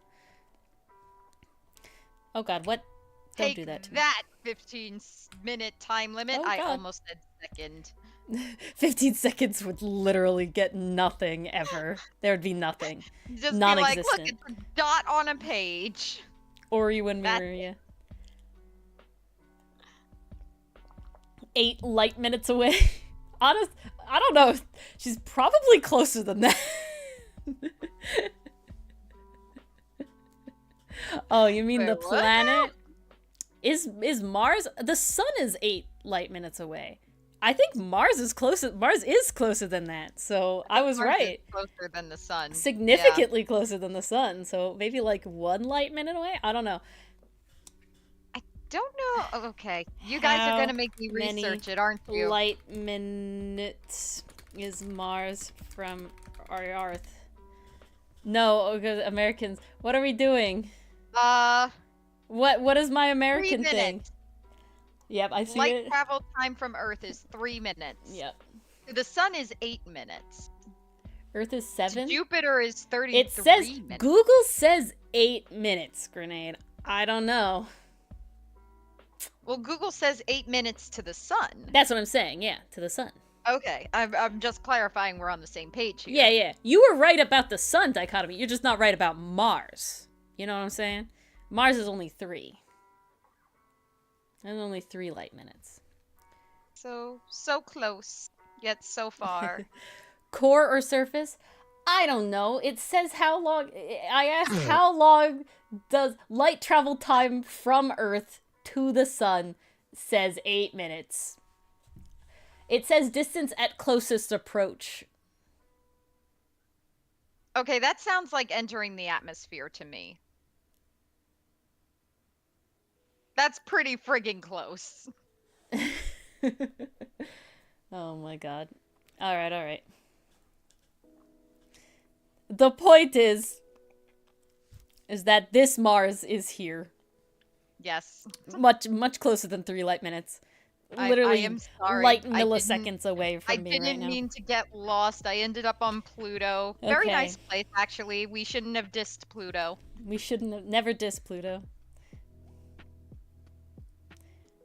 You know what happened in Rick and Morty when they dissed Pluto. Alright, timer. I actually go. don't. I don't think I watched that season. It was an early season, so it was pretty Then early. I have no memory of it. Yeah, okay. I don't know. I haven't been watching Rick and Morty as of I late. It's got a I think at maximum I've seen crazy. season 4, and that is it. I have not seen past season 4. It got interesting. Yeah, the second that they were like, we want this is going to be a show that never ends, it was like, okay, this lost my interest now. Now plot Yeah, doesn't it's like, matter. Right, okay, does that now make sense? now you're Simpsons. Now you're just kind of stretching Yeah. it out. Like, at least Adventure Time, see, this is the difference, right? Mhm. Simpsons I never really watched, so I don't really know.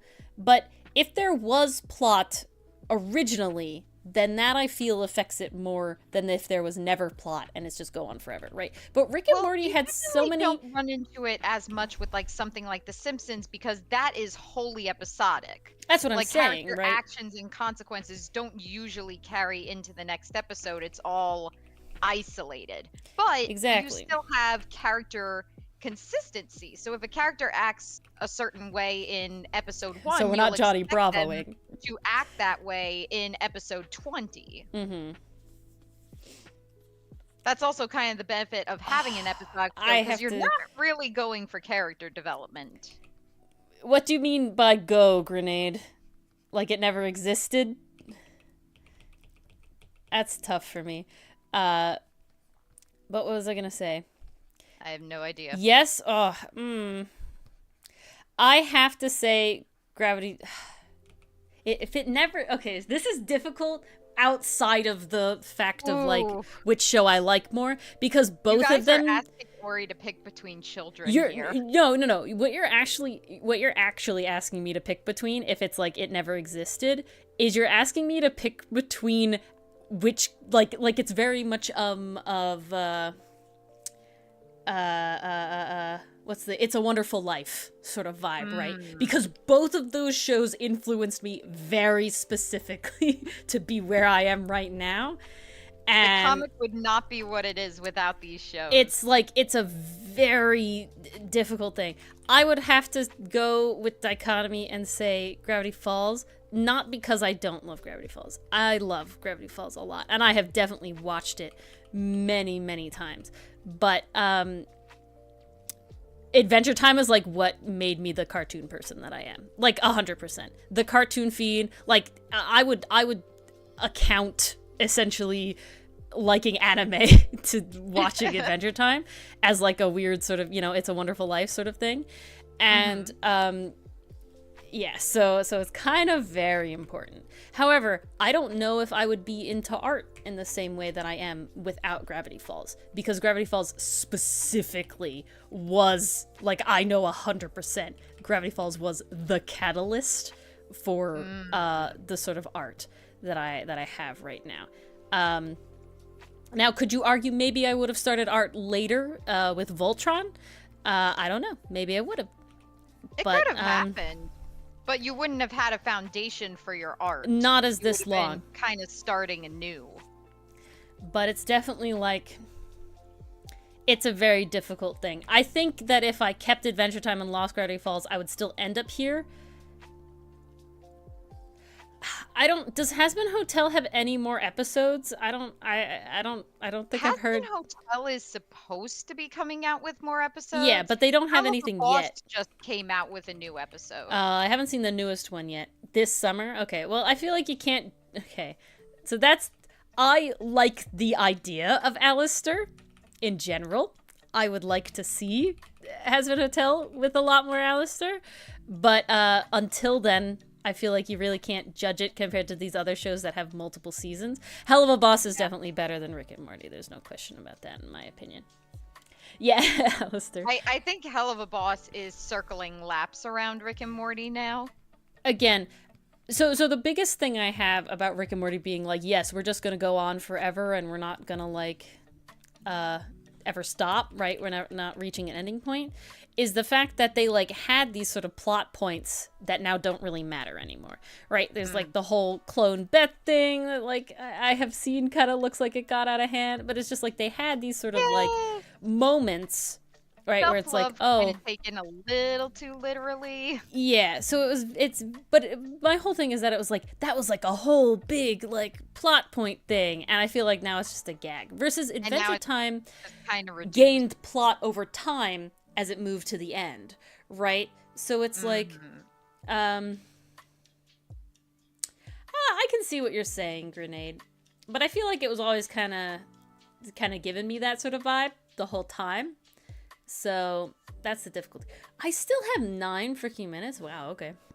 Whew. Damn. But it's the power of the symmetry tool. I suppose so. But what was I saying before that? Yeah, I don't think I would necessarily be on this. Oh, I was saying that Adventure Time, you never expected plot out of it originally, right? And then they sort of like slowly fed you little bits of consistency that are like, ooh, wait, hold on, there's something else going on here. Until it got to the end, you know? And I will say the later seasons are not particularly my favorite all the time. Some of them are nice, some of them are like, eh, but you know, it happens.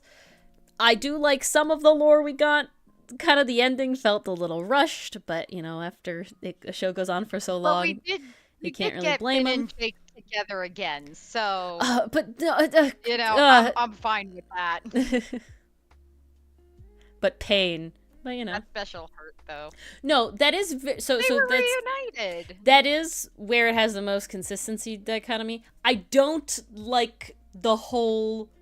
I'm thinking of the very specific like actual ending of the show, like the last few episodes where Gulb, right? I didn't enjoy the Gulb arc. I didn't like it. I felt like it was like, oh, we drew this funky character this one time and he never really mattered outside of that. We had so many other like more built up world ending entities, and we're just like, yes, Gulb is here now, and it was like, I don't know about Gulb. Like, I guess he wasn't out of fully nowhere, but he was literally in, unless I'm mistaken, and I really don't think I am, in one episode where Finn dies as an old man in the Pillow World. There might be a chance that... Well, yes. But I feel like Gold wasn't as fun for me because of that. Because it was like the catalyst of all these things that were really important that I didn't like being resolved through Gold.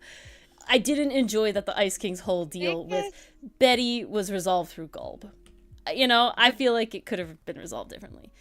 The biggest criticism I hear launched against the ending, and for the most part, I've honestly kind of heard nothing but positive about the ending of Adventure Time. I'm not. But a big point of contention seems to be like Finn and Jake were kind of reduced to side characters in their own finale. Maybe that was it too. Maybe that was it for me too.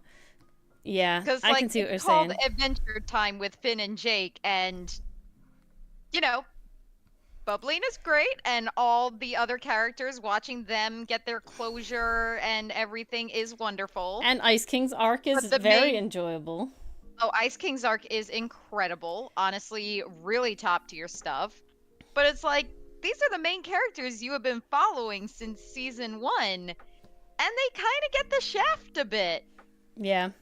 It's one of those Maybe things where that's I what got me. Wonder if production was rushed towards It's one of those things, dichotomy, where I have seen all of Adventure Time many times. However, when I go to watch Adventure Time, I never gravitate past...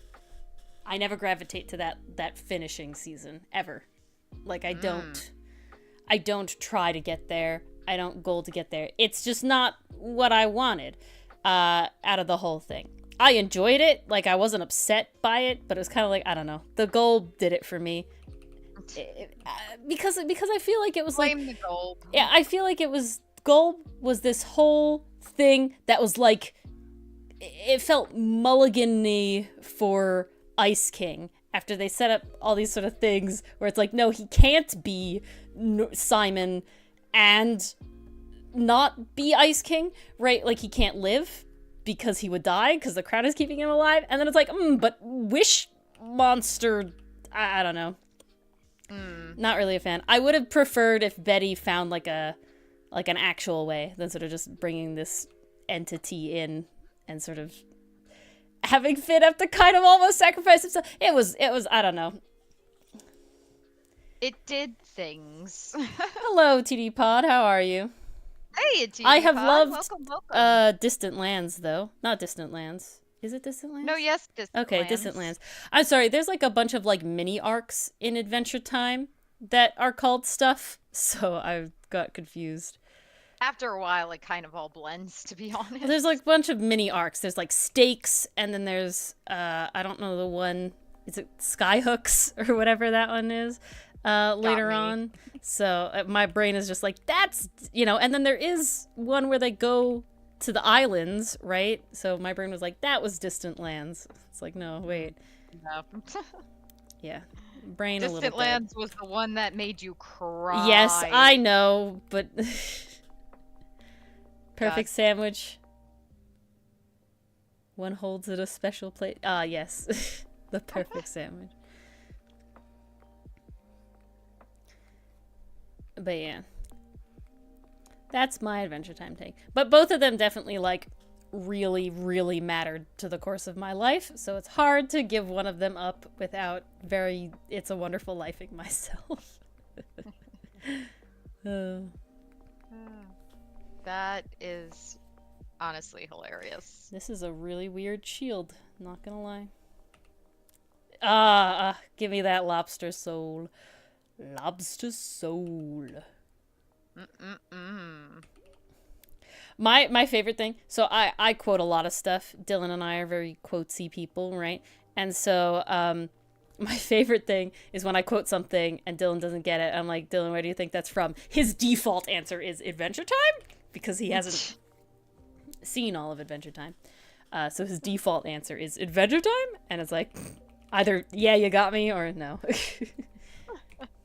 There is no in between. Well, yeah, there isn't. It's either yes or no. Flip. Dude. Thingy. Oh, Randy. Randy is my new, like, my next one. You know what I'm saying? We got Randy and Bluey now. And Tangled. If you have not seen Rapunzel's so Tangled good. Adventure, you gotta do it, okay? This is a requirement. It's very good. But honestly, guys, if you like Adventure Time and Gravity Falls, it's not as lore heavy, but Randy Cunningham, Ninth Grade Ninja, is a ride everybody needs in their life. I'm sorry. It's just a fun time. It's an amazing time. Like, you're not there for lore, you're not there for, like, There's heavy a little bit of plot. lore. You don't get There's the Bluey a thing. little bit, but it's definitely not the focus. Okay, I don't know how to explain the Bluey thing. We tried to explain the Bluey thing to Jamie, but it's kind of like Ninth Grade Ninja. Yeah, Ninth grade, yes. we love some Okay. good Randy Cunningham. Grenade, here's the secret to Bluey. It is just so damn wholesome, and I say this as someone who's preparing to work with kids in the future. They must have had a child psychologist in that writing room, because, oh my god, they nailed it.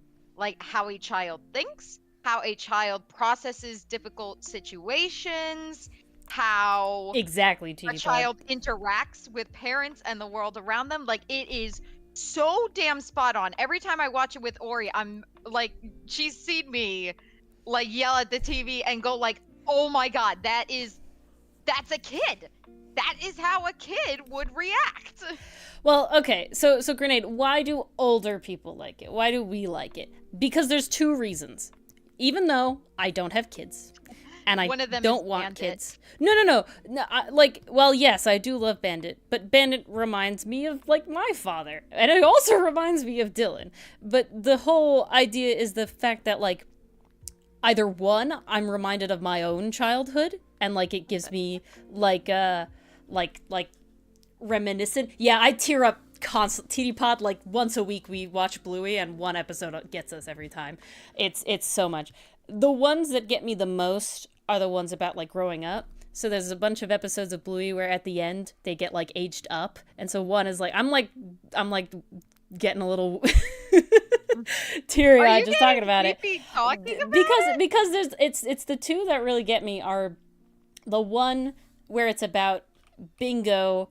It's told by this little girl who ends up being Bingo's, like, best friend, and the very end of the episode is like, and that's how I met Bingo, and we're going to be friends forever and ever and ever and ever. And it's like the pictures, oh no, the timer. It's like the pictures going through, like, their kindergarten school photo and their, like, middle school graduation, and it, like, goes all the way through, like, college, and they're both together the whole time. And that, like, gets me. That one gets me real bad. The other one that gets me is they go to, like, a camping thing. It's my stream. I'll cheat whenever I want. But they go to, like, a camping thing. Why is this happening? I can't leave it Yes, that one gets me, TD Pod, especially at the end. Yeah, when he, like, realizes it and talks about why. That one gets me. Calling the timer, please. That one definitely gets me, TD Pod. Yeah, the other one is they go camping, and Bluey meets this little boy, Jean-Luc, and they become friends, but then he leaves without being able to say goodbye. Favorite. And then they go back years later and they meet again. That one gets me. It's so sweet. Grenade, he speaks French. He does not speak English. And that's, like, a whole point that, like, these two little kids can be friends and not share the same language and still have a great time. Yeah. I think it's called camping. It is. Yeah. Yeah. I know you already odd, but we have to show this to Cinder's stream, so it has to at least be fully colored, okay? It's my stream. We'll do what I want. We're talking about Bluey. Ori has people to impress. I have to show someone this one. Okay. I apologize if this Hosen looks kind of funny. For some reason, it wouldn't color in a certain area when I was doing the face, and it just looked like he had war paint on. TD Pod, that really gets me, just remembering that one. Yes, that one gets me. What one did we tear up the other day over? Yeah, weeping. Okay, TD Pod. I remember you really liked the episode where Bandit was trying to bake the cake for Bingo. Oh, okay, I relate to this one so well. But I don't think you cried over it. Oh, no. I remember the one I cried over, but I'll wait for your description. So it's called Duck Cake, and essentially the big part that gets me is, so this one is where you're relating to the parents and not, like, reminiscing of your childhood, is Bandit is trying to make this rather intricately sculpted and, you know, made up cake that looks like a duck for Bingo's birthday, because Bingo specifically wanted it and is looking forward to it. And meanwhile, the whole lesson is that he's trying to get Bluey to clean up her mess that she made, and it's being very difficult. He essentially is about to finish the cake, and he goes to put the head on and do it, and the head falls off all the way onto the floor. And he just has this moment of, you know, that he wants to scream and cry and yell, but there's, like, his child's there and he can't do that, and he can't do... So he just has this moment of it's silent, and he turns around and he just slides down to sit on the floor with his knees curled up, and Blue's like, "Dad, are you okay?" He's like, "Yeah, mate, I'm okay." And she goes to clean it up, and that's, like, the lesson is that, like, why do you clean up? Because you're making other people happy, and you're happy to, like, help out and everything like that. But I relate to Bandit so fucking hard in that one moment of like it's all good, you're ready, you spent so long on this, and then just this one thing happens and it all falls apart, and it's just like, okay. I am not okay. It's like, why? The episode that got me recently, I don't remember what it was called, but it featured Bluey and Mackenzie, and it also featured like their playmates from one of the upper grades, and they were going to like buddies. uh It's called buddies. Barky Is Boats, I that think what is it's what the called? episode's called. Barky Barky Boats. Boats. That's right. That's right. Yeah. Yeah, So about at one point, their buddies like leave them to go, I think like do something else. Essentially, And they definitely like each other, right? So they yeah, keep like trying to have these little moments where they're going to go definitely get hinted lily at. pillies and everything, these little fruits in the woods, but they're just kind of talking about like entering and they're middle like school, trying to convince high the school, younger whatever. ones, like, hey, can't we join like their game? And they're like, no, I want to do our game. Yeah, exactly. And the teacher like comes over to explain to them like, oh, they're going through like a hard time, like they're probably nervous about going to the big kids school. And there's this moment where she uses the little boats in the river to kind of illustrate this point, like a visual metaphor. And the moment Bluey was like, oh, are they going to make it, I burst into tears. Yeah, Because that one's rough too. it came at just the right time. It was literally a week before I was about to start boot camp. And I was just like, am I going to make it?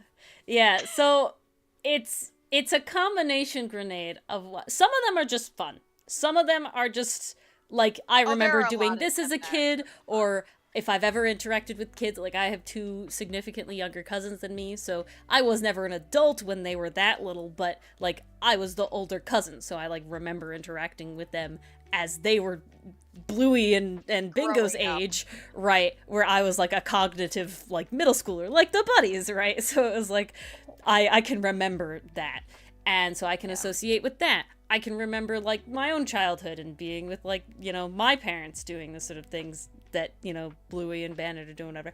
I can just enjoy sometimes that Bluey and Bandit are very in love and love their kids and they're goofy and they're adorable and it's very cute. Chili and Bandit. Chili, I'm sorry. Good God. My apologies. No. No, Chili. Thank you. That Chili and Bandit are in love and they're very cute together and they just have, you know, and they love their kids and they'll do anything for them. And, you know, I can enjoy that aspect as well. There is one episode I have to advertise on here. I think it was called Romance. Yep. Mm-hmm. Or was it Dinner? No, Or- Romance. It was called Romance. I think it's Romance So- or Fancy Dinner. No, Fancy Restaurant. It's called Restaurant. It's called Fancy Restaurant. It's called Restaurant. Restaurant. That's it. That's it. Yes, So I do love that essentially one. What happens in that is Bluey and Bingo like want to play restaurant and have their mom and dad be romantic. So the whole time Bluey is berating Bandit like, "Why aren't you being romantic?" And they're just like, "Oh, maybe we've just forgotten how to be romantic." And Bluey's just like, "Get to the romance already." Which is hysterical because it's like, as a kid, it's like, yeah, it's just like an on and off switch. You turn it on and boom, romance. Exactly. So by the end of the episode, kids be kids. Bingo made a concoction out of a bunch of horribly different foods. inedible Like, concoction. Very inedible concoction for the mom. And the mom's like, oh, I want to politely decline, but I don't want to upset my kid. And Bandit takes the plate. He's like, oh, that looks delicious. plate. Switch. And he he's eats like, it. yeah, can we switch? And he straight up eats it. The whole thing. He's struggling That's the like- whole time. that's- But it's like, That's that's what the love is, romantic right? gesture. Exactly. And then he so goes cute. through up to the backyard. And he goes Poor Bud. Poor Bud. No, it's even funnier because Bluey and Bingo are watching because the mom like walks him to the backyard to like try to walk it off. They're like, oh yeah, this was a lovely dinner. I'm gonna go take my date on a walk now. And they're just like in the backyard, Chili's rubbing his stomach, and Bingo and Bluey are like, I guess that's what romance is. And then Bandit's just like, Yeah, then he just hurls at the very end. But and then it just cuts to credits.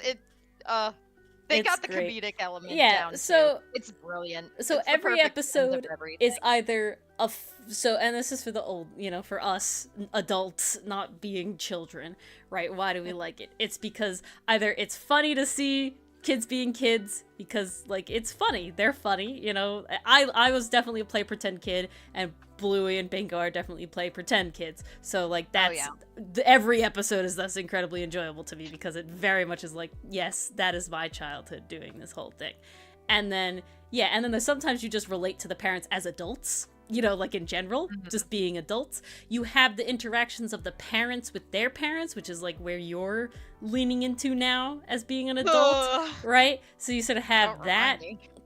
But you have that interaction, you know, TD Pod's, you know, with Chili's dad, and they're like sitting at the pond, and she's like, oh, that was a long time ago, Dad, and he's like, it was only yesterday. And then she's a little kid, and like tears, exactly, crying, sobbing on the floor, because like you feel that, right? There's one, the newest episode, it's called Dragon. The new so I'm gonna spoil this, Mars, but it's fine. The newest episode, I will probably forget by the time that's fine. It's very far away. The newest episode is called Dragon, and I relate to this one incredibly hard, and then it also makes me cry because of like the very last reason. But essentially, Bluey is drawing, and she invites her dad to come draw on a dragon quest, right? They want to go quest for dragon, and it's all through little doodles on the paper and everything, and everybody has a little different art style, so it's really cute. And you have Bandit being like, I'm not really good at drawing, and he draws these little like black and white stick figures with a pen, versus Bluey's are like, you know, classic kid doodles, but they're colored in with crayon.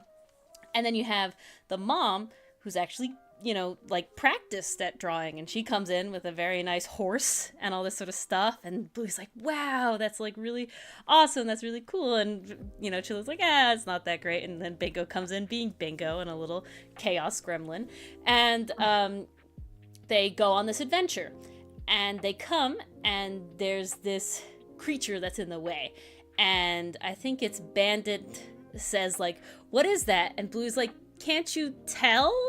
And he's like, oh yeah, it's Humpty Dumpty, where when you think about it, it was her attempt at drawing a dragon. He's just very round with these little wings and everything, and that deflates her immediately. Like, yeah, it's Humpty Dumpty, and this whole thing. And so for the rest of the, you know, and they're having fun, but for the rest of the time you see these little indications where she's like, Mom, can you draw the forest? Mom, I want you to do it, because, you know, Chili's like the most practiced at it and everything. And Bluey is definitely, you know, Chili starts picking up that Bluey is like feeling bad about her artist skills. And so she tells this story. She tells two stories, one about Bandit and one about her. And the first one is Bandit as like a 6-year-old drawing cars. And this one little boy walks up to him and says, that doesn't look anything like a car, and walks away. And Bandit says, I never drew cars after that. Like, I never did it again. And that's why he's still, you know, relatively rudimentary at drawing. He never drew again. Chili then tells her story about how she has one of those, like, how to draw books of a horse, and she loved horses, and she wanted to draw all these horses, and she's trying to draw horses, but they never look right. And she's like, why don't they look right? And her mom comes in and says, yeah, it doesn't look like a horse, but it's pretty good for a 7-year-old. Keep practicing. You'll get better. That's how it works, right? And thus, Chili kept practicing, and now she's pretty good at art. Like, she does really well. She really can draw horses. But there's also this sort of undertone about how the mom has unfortunately passed away, you know, because she, you know, she's Chili's mom, the grandmother, has unfortunately passed away. So then there's this, like, whole thing at the end where the horse, like, flies away, and now I'm crying. And I like can't do it, and I can't do it, and it hurts me a lot, and I'm just like, oh god, I'm not okay. Damn, I'm not okay. How did they do this to me? So yeah. Oh. All right, I think Cinder. They know how to get where it hurts. Oh, they really do. It's always at the end, though. It's always like right at the end.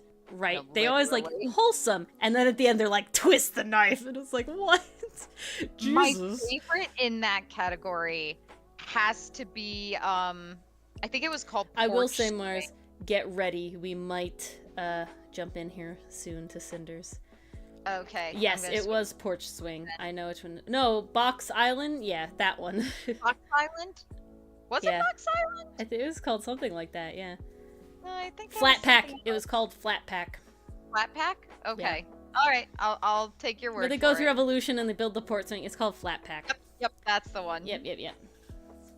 It's so wholesome because it's literally Bluey and Bingo just playing with the remains of the box that their porch swing came in while the parents are trying to build it in the background. And they start out as like creatures that can't talk, and then they become fish, and then they become, I think it was chickens next, and then eventually they work their way to humans. They were monkeys, and then they were cave people, and you're then they had a doing, civilization. an as evolution everything. type of thing. And Yeah. it's like, okay, that's a really creative way of like kind of teaching about evolution. But then they have like Bingo going out on her own, like in the game Bluey's supposed to be her mom.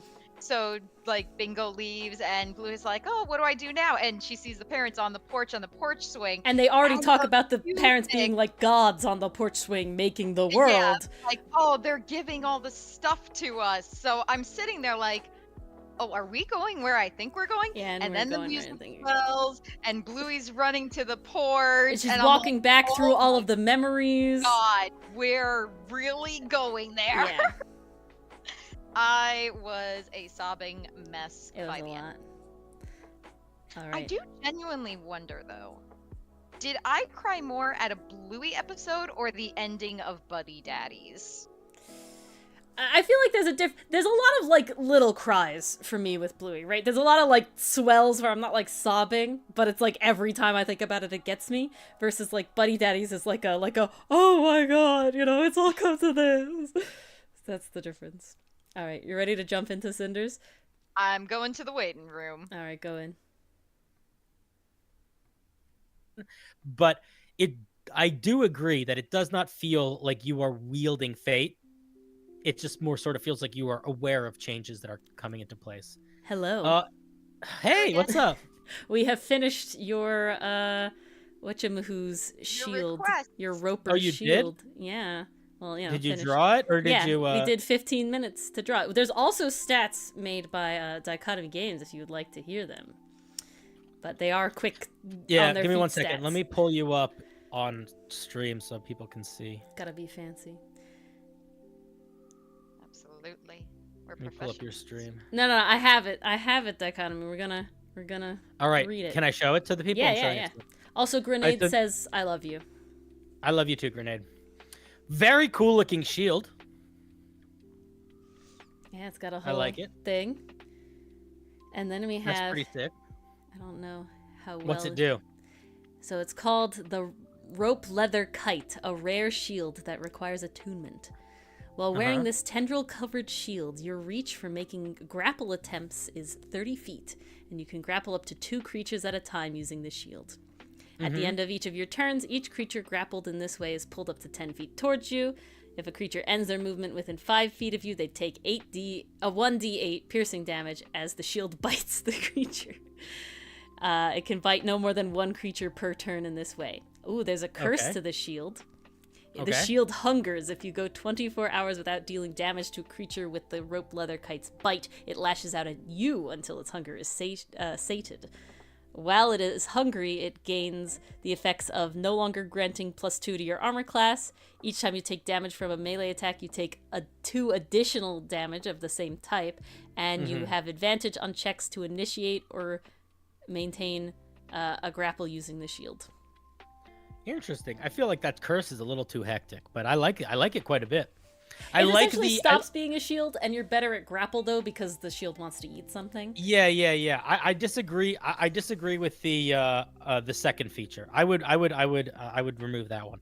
The The taking of the curse. The taking additional damage. Yeah, I would just make it bite you in the same way that it bites other people. And I would say, well, it requires attunement, but like definitely you can't take it off, So you're holding a shield that does nothing for you. Yeah, you but I know? wouldn't the damage mechanic for it biting other people. I would just make that focused on you. I wouldn't create a new mechanic for when it's cursed. But I like it quite a bit. That's fun. Yeah, I and that was really just like- off the dome, 15 minutes. Yeah, that's solid. The thing that Oh, I like yeah. the most about it is the it doesn't increase your reach. It only increases your grapple reach. Yeah, That's fun. That's like pretty that. nice. Cool. Yeah. Grenade says hey, Atatha says hey. So everybody Tell them having all a good time. all their traitors. They're all no. They're loyal. We're not telling them that. No. They're loyal over here. They get to see you, every once in a while like this. Yeah. All right. Well, thank you for sharing. That was friggin' awesome. Yeah. All right. Have fun with Glad you stream. liked it. Can we do let's do something together. Oh, I guess we're going to be doing some streamed games together soon, but let's try to get in June or July. Let's try to get some collaborative homebrew stuff or Yeah, D&D. of course. Let's we've been talking about. Let's get something on the map. Yeah, hit me up. Yeah. You know where to Okay. find me. All right, Sunday. All right. Have fun. See you Bye. guys. Bye. Have a good stream. Bye. Thank you. If either of you feel the need if I lost my train of thought. Never mind. You're wonderful. All right. Good night. We'll No feel the worries. need. Good night. If you ever feel the need, just think of me. Oh, Sounds that's so fucking creepy sounding. Will do. All right, get All out of right. here. See Get out of ya. here before I say something to get myself in trouble. Later. All right, it's just us, chat. They're gone. Mars, no more Mars. Oh, never mind. Everybody be nice. We weren't talking about you at all. What? Yep, nothing. Collabs are the best. Don't believe you.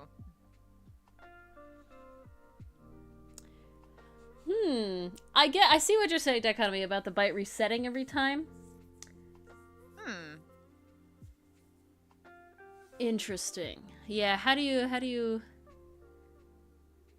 Yeah, Grenade, we do both YouTube and Twitch. We simulcast. Cinder does not anymore. Cinder just does the Twitch. But we have a Tathis and TD Pod in here. Would either of you two enjoy giving me a monster with official art and an item that you would like me to make it into?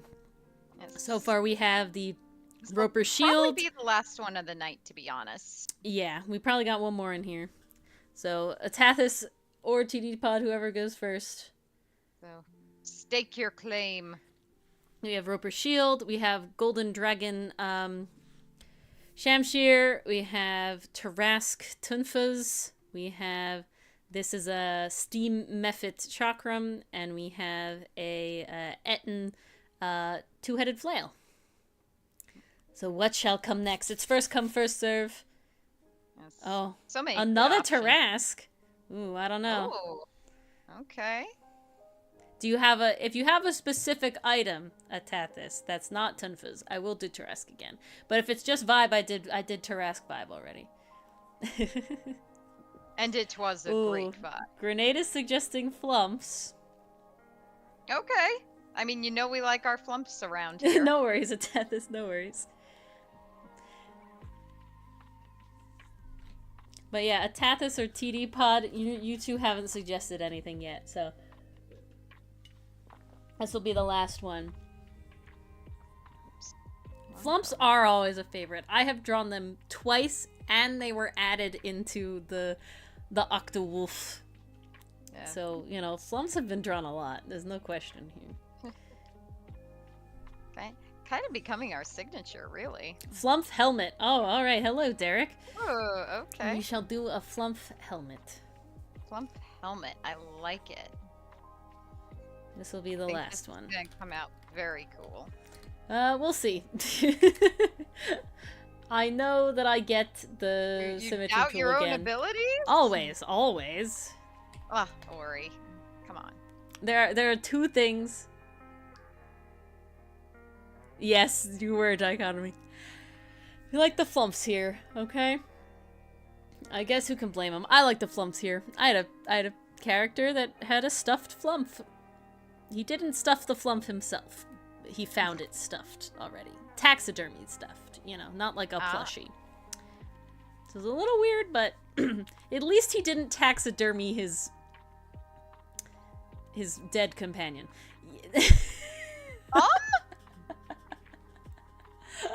Okay, So many I played it very, very briefly. I can show you the boy. Not like that though. Oh, I hate how This his hair boy striped me. over here Ew. on the right, his name is Kazoo. Okay.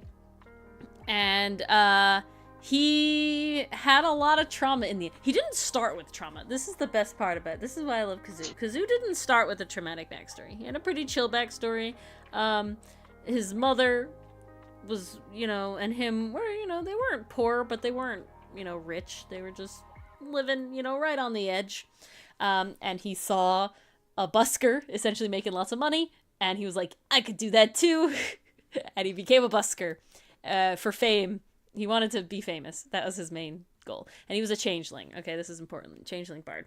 So he has sort of he got stuck in spider webs, and the person that saved him was Dylan's character, a tiefling named Koss. Koss got brutally murdered by a creature called a Forvalaka, and it was kind of all Kazoo's faults. Not kind of, actually. Technically, the fault was me not understanding how D&D worked at the time, but in-game, it was all Kazoo's fault.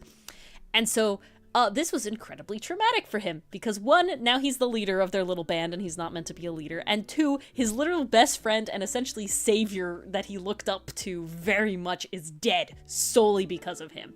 Okay? So, 0 to 100 real quick indeed. Oh, yeah. And, so... Debbie would be proud. Yeah, really.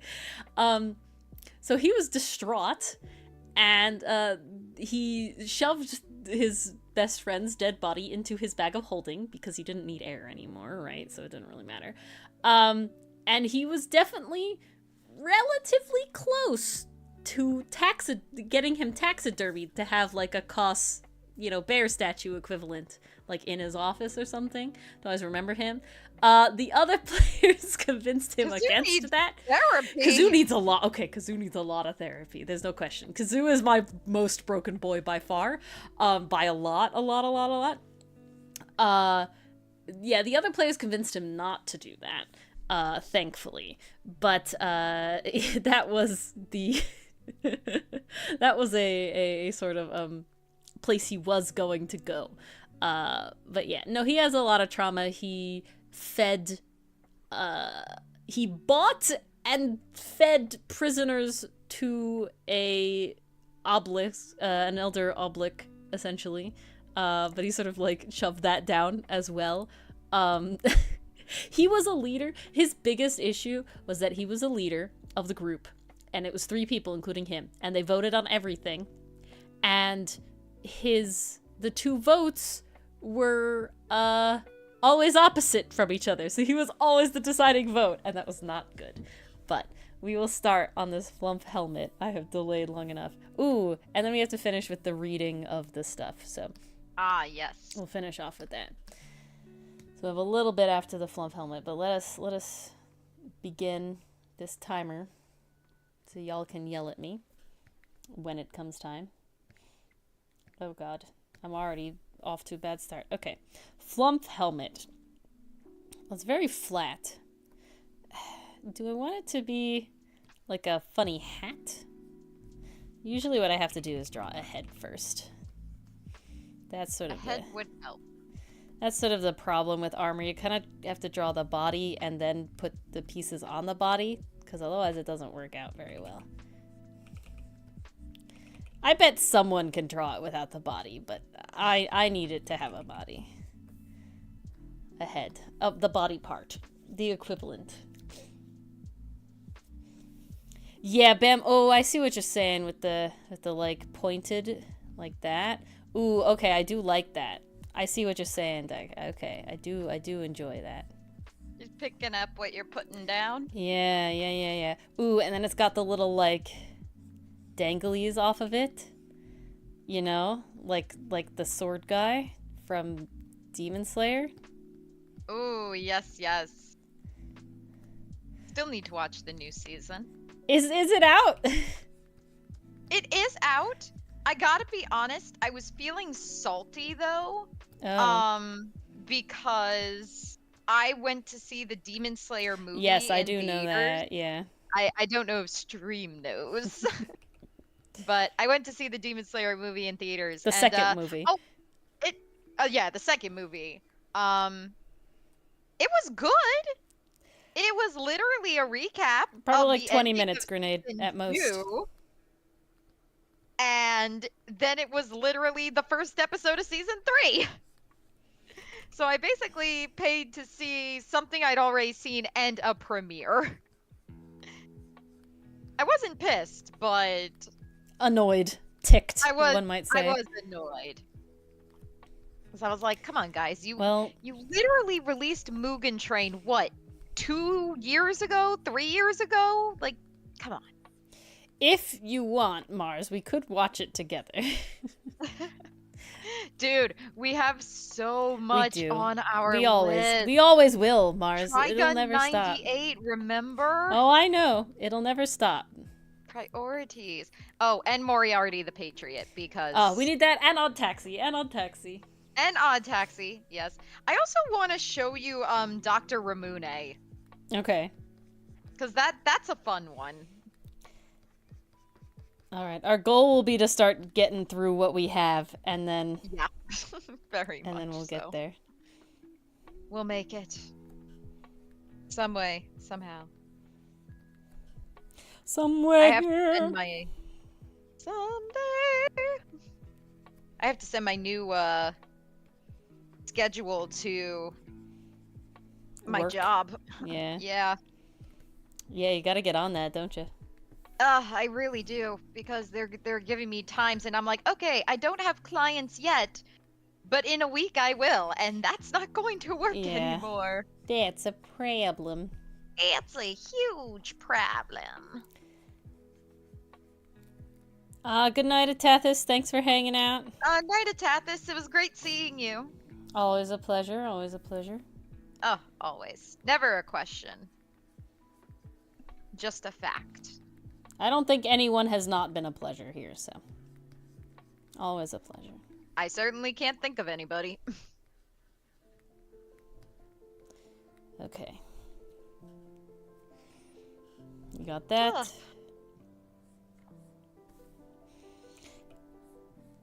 It's always the mouth that gets me in a weird position.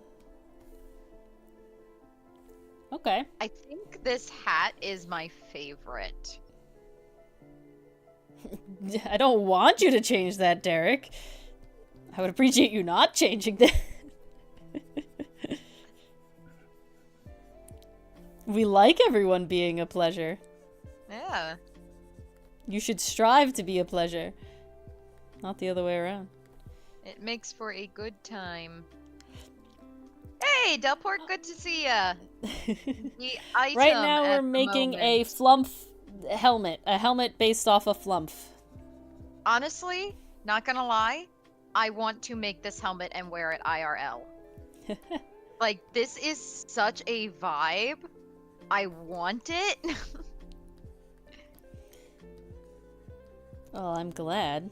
That It'll means I'm confuse doing everybody my job. at the Ren Fair, but I don't care. Will it? If you do it right, you know, maybe people will know. See, if I do it right, it's just... It, like... Okay, I'm pretty sure Flump is not aquatic, but it looks very much aquatic, which is, like, kind of out of place in a foresty Ren Fair. Yeah, it's not aquatic. It's like deep, dark cavern. Yeah, but it's giving the illusion of tentacles, you know? Yes. Oh, it has tentacles. It definitely does. I mean, look at those little pseudo tentacles. They're not really The pseudo, are they? The little tentacles. Something like quarry for a bit. Spiky brain boys. This is your submission for Mermaid. Oh, that's what I was trying to say before when we were talking about lines and line art. Oh, really? Yeah, so Mermaid is due Friday for the Webtoon Canvas creator stuff. And so I had like thought about what to do. So essentially, I have it as it's Hotson's journal entry of Crocodile Merman Milana. So it's kind of fun. And then I was thinking, okay, so then like in future mermaids we can do like the Ferrex one and the Sinnet one. And it's funny because Milano is of course incredibly cooperative, but Ferrex would not be. And, you know, Aster would be kind of and, you know, Sinnet would probably help out. I don't see why not, since it's the helping type. So that's sort of the the vibe I did. So it's kind of journal. So, you know, so I have to like make it not colored was the kind of where the train of thought went there. From the line artwork to the knot. Okay. Coming through. You're always a pleasure normally. Well, I'm glad. Be normally. Yeah, dang, YouTube Shorts are really the way to go. But then you have to have YouTube accounts that coincide with your freaking other accounts when I have like 80 different accounts. It sucks when you're like... circle back around to that topic. We're always around to that topic. Because that's because Derek is on YouTube. And so it reminded me of YouTube Shorts stuff. And that's, you know, that's how we come back around. Every conversation is cyclical if you wait long enough. That's Maybe? very true. No, You it's very talk true. long enough? I would say so. Alrighty. We got the eyeball here and the eyeball there. Mix it all together and it's an eyeball you wear. Uh-oh. Love it. I have the frickin' Kazoo's campaign song stuck in my head. Oh, you're also over in Cinders? Nice, Derek. Ah. Well, hopefully you get chosen. Our fingers are crossed for you. That's the one thing. That's the one thing that's difficult about Cinder's streams now, because he's so big, is that there's a lot of submissions. You know, it's always a double-edged sword, right? Being popular for certain types of content. Oh, yeah. Right? So it's very much like difficult now because he's got so many, you know, he's been very successful, but then of course you can't just critique everybody like he used to. He has to like, you know, do this method and not everybody gets picked. So it's tough. It's rough. Like coconuts. Alrighty. Beautiful. Ooh, we're almost done. You had over 100 submissions on stream? Man. Damn. Nutso. Good for him. Yeah. How many, Derek, do you know about how many he gets to a night? I haven't watched a Cinder stream in a long time. Not like a full one, that's for certain. Because I'm so curious how many he manages to get to. Some are probably faster than others, but still. Ooh. Okay, flip. Oh, I need to do that first. And the flump time. Got the straw hat. Beautiful. Oh, lovely. You're done? I'm not done, no. Oh, okay. That moment was completed that I needed to. Oh god, no! Oh, I see. Ah! Fixed it. We're probably Until y'all are wrapping up tired. your dichotomy. You won't miss much. 26! We'll have Yell at Ori time, and then we have story time, and then we're signing off. That'll be it. We ended up going on a bit more tangents this time than we normally do on these sort of streams, so it got delayed a little more. Louie and Adventure Time, those were the two that got Those us. are the big tangents, yeah. The Bluey one was probably the biggest one, but yeah, Adventure Time too, definitely. We got into those. You can't, you know, when you give us stuff like that, tangents are the best. Did 26? That's impressive though, dang. He streams really late. Cinder's a late kind of guy. Cinder's a night owl, no questions about it.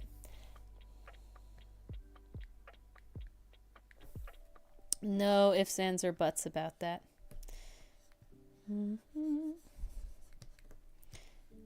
Okay. Your B? What's your B? I think that means my bad.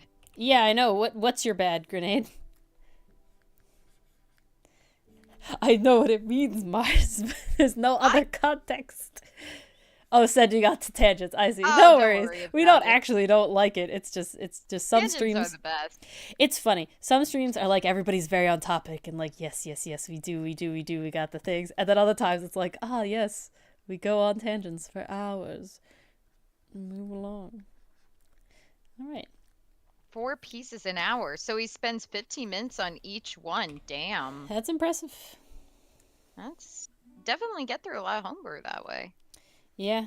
Still, streaming for 6 hours, though, is also nuts. Like, dang. We stream for about 3 hours on average. 3, sometimes 4 if we feel like One- going late. Sometimes 4 if you feel like going late, It and certainly one day is 3.5. We add that half hour on Thursdays for games. Oh, that's true. But still, it's not 6. It's never 6. Yeah, subclasses do take a long time.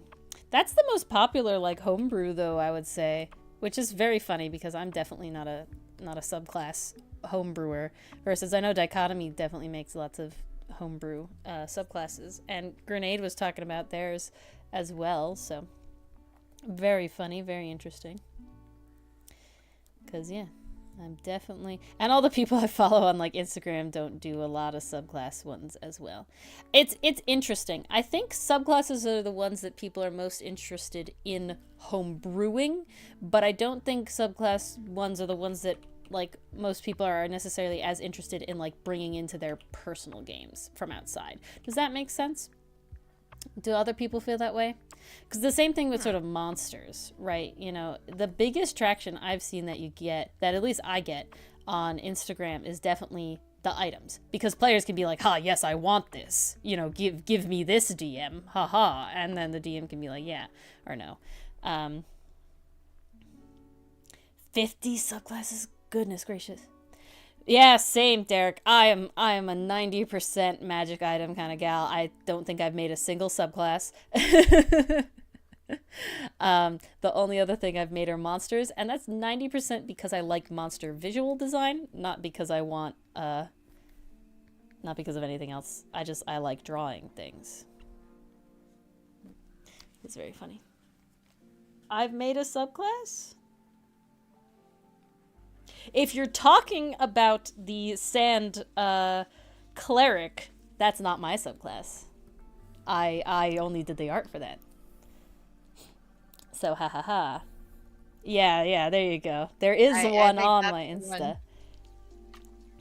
Yeah, that was a collab, Dichotomy. Yeah, it was a collab. The secret is out. It was never a secret. It's more just you gotta read it. But it should have the collab seal on it. So. Yes. I didn't make that subclass. I tried to make a subclass and I hated doing it. So I went, yeah, not for me. We're done. Whoop. Never mind. Yeah, I much prefer magic items. I like sets of things a lot. A lot. You definitely like your sets. Yeah. What I really gotta do is buckle down and make...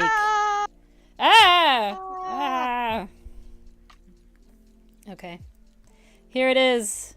The Flump helmet. Helmet hat. God, I love it so much. I think this is my favorite of the night, oh to be my honest. Goodness. Everybody loves a Flump. Everybody loves a Flump. It's really hard not to love a Flump. You know, it looks so good.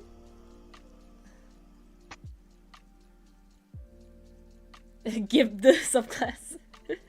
No. Let's read the thing. Hat of the Smiling Aberration, a very rare helmet. While wearing it, you can hear the communications of any creature speaking telepathically within 120 feet. Very nice. In addition, you're immune to any effect which would sense your emotions or read your thoughts, except while you're communicating telepathically. Yeah, nice. Nice and simple. Nice and cute, but definitely adds the, it's the Flump vibe. Let us save to monsters to items 1. Perfect. Done. Saved. Success. Now we can read off our last session as the very last thing before we end stream. So if you want to know what happens next... Beautiful way to end off. Good night, Dichotomy. Night, No Dichotomy. worries. Thank you I'm for glad you hanging. stuck around. Have a nice night. We'll be heading off soon. Yes. But we have the very end. After rescuing Jeb from whatever necromantic ritual he was trapped by, the party climbed back out of the murder basement 2, Shadow Boogaloo, and went to check the other 2 doors. While Casimir went to open the ornate one with equally ornate welcome mat, the rest of the party entered through the other door into a room with 6 coffins and 2 dead elite guards. Well, double dead now since they were vampires. As Miss Molly went to inspect the 2 coffins closest to the door, Aloria moved further into the room to inspect the 3rd coffin at the bottom right, and Lycori went to inspect the last 2 coffins at the bottom left. Just as Aloria and Lycori were about to peer into their respective coffins, tens of thousands of decaying hands and arms shot up from the dirt, scratching and grasping at their ankles. Aloria was quickly dragged to the ground by the numerous zombie hands, but Lycoria managed to dodge the brunt of them, scrambling into the coffin she was going to inspect. She could feel the hands banging on the wood of the coffin below her, but Lycoria also felt something else. Poking into their back, it was a framed picture of a family, with a very familiar-looking child wearing a feather cap. "I got the bone croupier..." This is not Lycoria's voice, Jesus. "I got the bone croupier's painting!" Lycoria shouted, poking her head out of the coffin to see Aloria and Miss Molly chanting something over the dirt. As their chanting finished, the pounding on the coffin beneath Lycoria stopped, and the remaining hands slowly retracted into the ground. Meanwhile, Casimir had opened the ornate door which revealed a staircase leading up into the tower. Knowing that was not where the painting would be, he shut it once more and went to rejoin the party, arriving just as the hands had dispersed. "All right, let's go give the bone croupier and feed Dora," Lycori said while walking towards the door, followed, dragging one of the elite guards' bodies. The door opened easily, but after everyone was through, the door swung shut, with no Dora to be found. Well, that's too bad," Casimir said, already heading towards the bone croupier's room. "Oh, well, I hope she found something to eat," Lycori sighed, leaving the dead elite guard where he now lay, just outside the disappointingly normal door. The party's return was uneventful, passing back through all the halls they had already cleared of hazards, monsters, and loot. As they rounded the corner of the last room, before the bone croupier, Lycori noticed something odd about his door. After just a moment's pause, Lycori shoved through the opening and pushed Casimir aside before he could reach the handle. "Dora!" Lycori exclaimed excitedly, already rummaging through her pack. "I brought you meat, as I promised!" Lycori pulled out the rotten sausages she had taken from the commissary and piled them up in front of Dora. The mimic opened its mouth and ate the sausages. "Ugh!" Dora gagged. "What kind of meat was that?" she said, spitting out the partially chewed sausages. "Was it not good?" Lycori asked, sincerely concerned about the quality of her gift. "I don't eat meat, so I wouldn't know what good meat is or not." "After that, I don't really feel like eating anything," Dora groaned as the flat mimic peeled off the bone croupier's door and sickly waddled away. Without further hesitation, Casimir opened the door to the bone croupier, where they exchanged the painting for information. Long seance short, Trissandra was very difficult to kill, which was good, as they needed to capture her alive. All killing blows would instead be transferred to her pus grip homunculus, a golem made entirely of right hands. Take that out, and Trissandra could be knocked out cold. Armed with this knowledge and fully rested after sharing the last of the bone croupier's fine spirit, the party quietly climbed the tower steps. They entered into a large room with arm-shaped rocks jutting out of the floor, fog rolling across the stones, following an ominous flow of green necrotic energy. The pus grip homunculus paced back and forth across the stones, but hadn't yet taken notice of the party. Trissandra was on the veranda, speaking to a purple, shadowy figure in a language most of the party didn't understand, discussing their plans. The party started sneaking towards a door located to the right side of the room, while Ikori continued to survey the area. 2 glowing runes on either side of the room caught her attention, one of which seemed to be before the door Casimir was reaching to open. After a surprisingly successful game of charades involving a ferret, Casimir nodded his understanding, before opening the door anyway. "Who is it?" a ghostly voice echoed at full volume. The Pusgrip homunculus snapped to attention, and Trissandra cut her call short. The fight had begun. Ikori had snuck off in the opposite direction of the party, trying to make her way towards the second rune, and hoping that the large handsy monster would like 3 close targets instead of her 1. She was wrong. While Casimir dealt moderate damage to one end of the homunculus, it slithered and stretched its mass of wriggling hands towards Ikori with every chance it got. Umfalo tried to help, but just like Casimir, he was having a non-insignificant amount of difficulty pinning down a creature that was just a mass of hands. Aloria took this as her opportunity to target Trissandra, running into the room that had just been opened and heading towards the veranda. Thanks to the Bone Croupier, Ikori knew the largest weakness of the Pusgrip homunculus: bombs. Already having a flask of holy water in hand, she threw it at the homunculus. The glass shattered over its writhing mass, and it recoiled in pain. Casimir knocked off a large chunk with his hammer. Now, while the hand homunculus no longer cared about Casimir, it focused all its might on Ikori. "You can handle this," Casimir said matter-of-factedly, running off after Aloria to deal with the necromancer herself.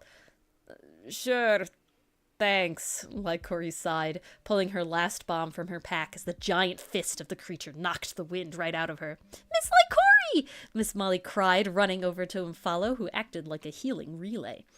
Miss Molly managed to steady Ikori enough to use her own healing on herself before throwing the last bomb at the metacarpustule. With a large flash, the bottled sunlight stunned the creature long enough for Miss Molly to finish it off. With Trissandra's Mitt Minion taken care of, Aloria and Casimir kicked it into high gear, combining exploding minions of their own with skull-crushing hammer blows. A killing blow was landed on Trissandra, obliterating the last little bit of her Pusgrip homunculus that she kept as insurance. Casimir, Miss Molly, and Aloria started to surround her. She glanced around looking for an escape, but Ikori noticed quicker. Umfalo and Ikori's skeleton guard formed a barrier between Trissandra and the exit, trapping her with the rest of the party. A mighty thwap echoed out across the room as Trissandra slumped to the floor, unconscious. And that was the boss battle. Yeah. That was the big bad boss battle. That insane. PCM, do you have news of worse? I don't like news of worse. You can have news of better, but not of worse. Okay? Yeah.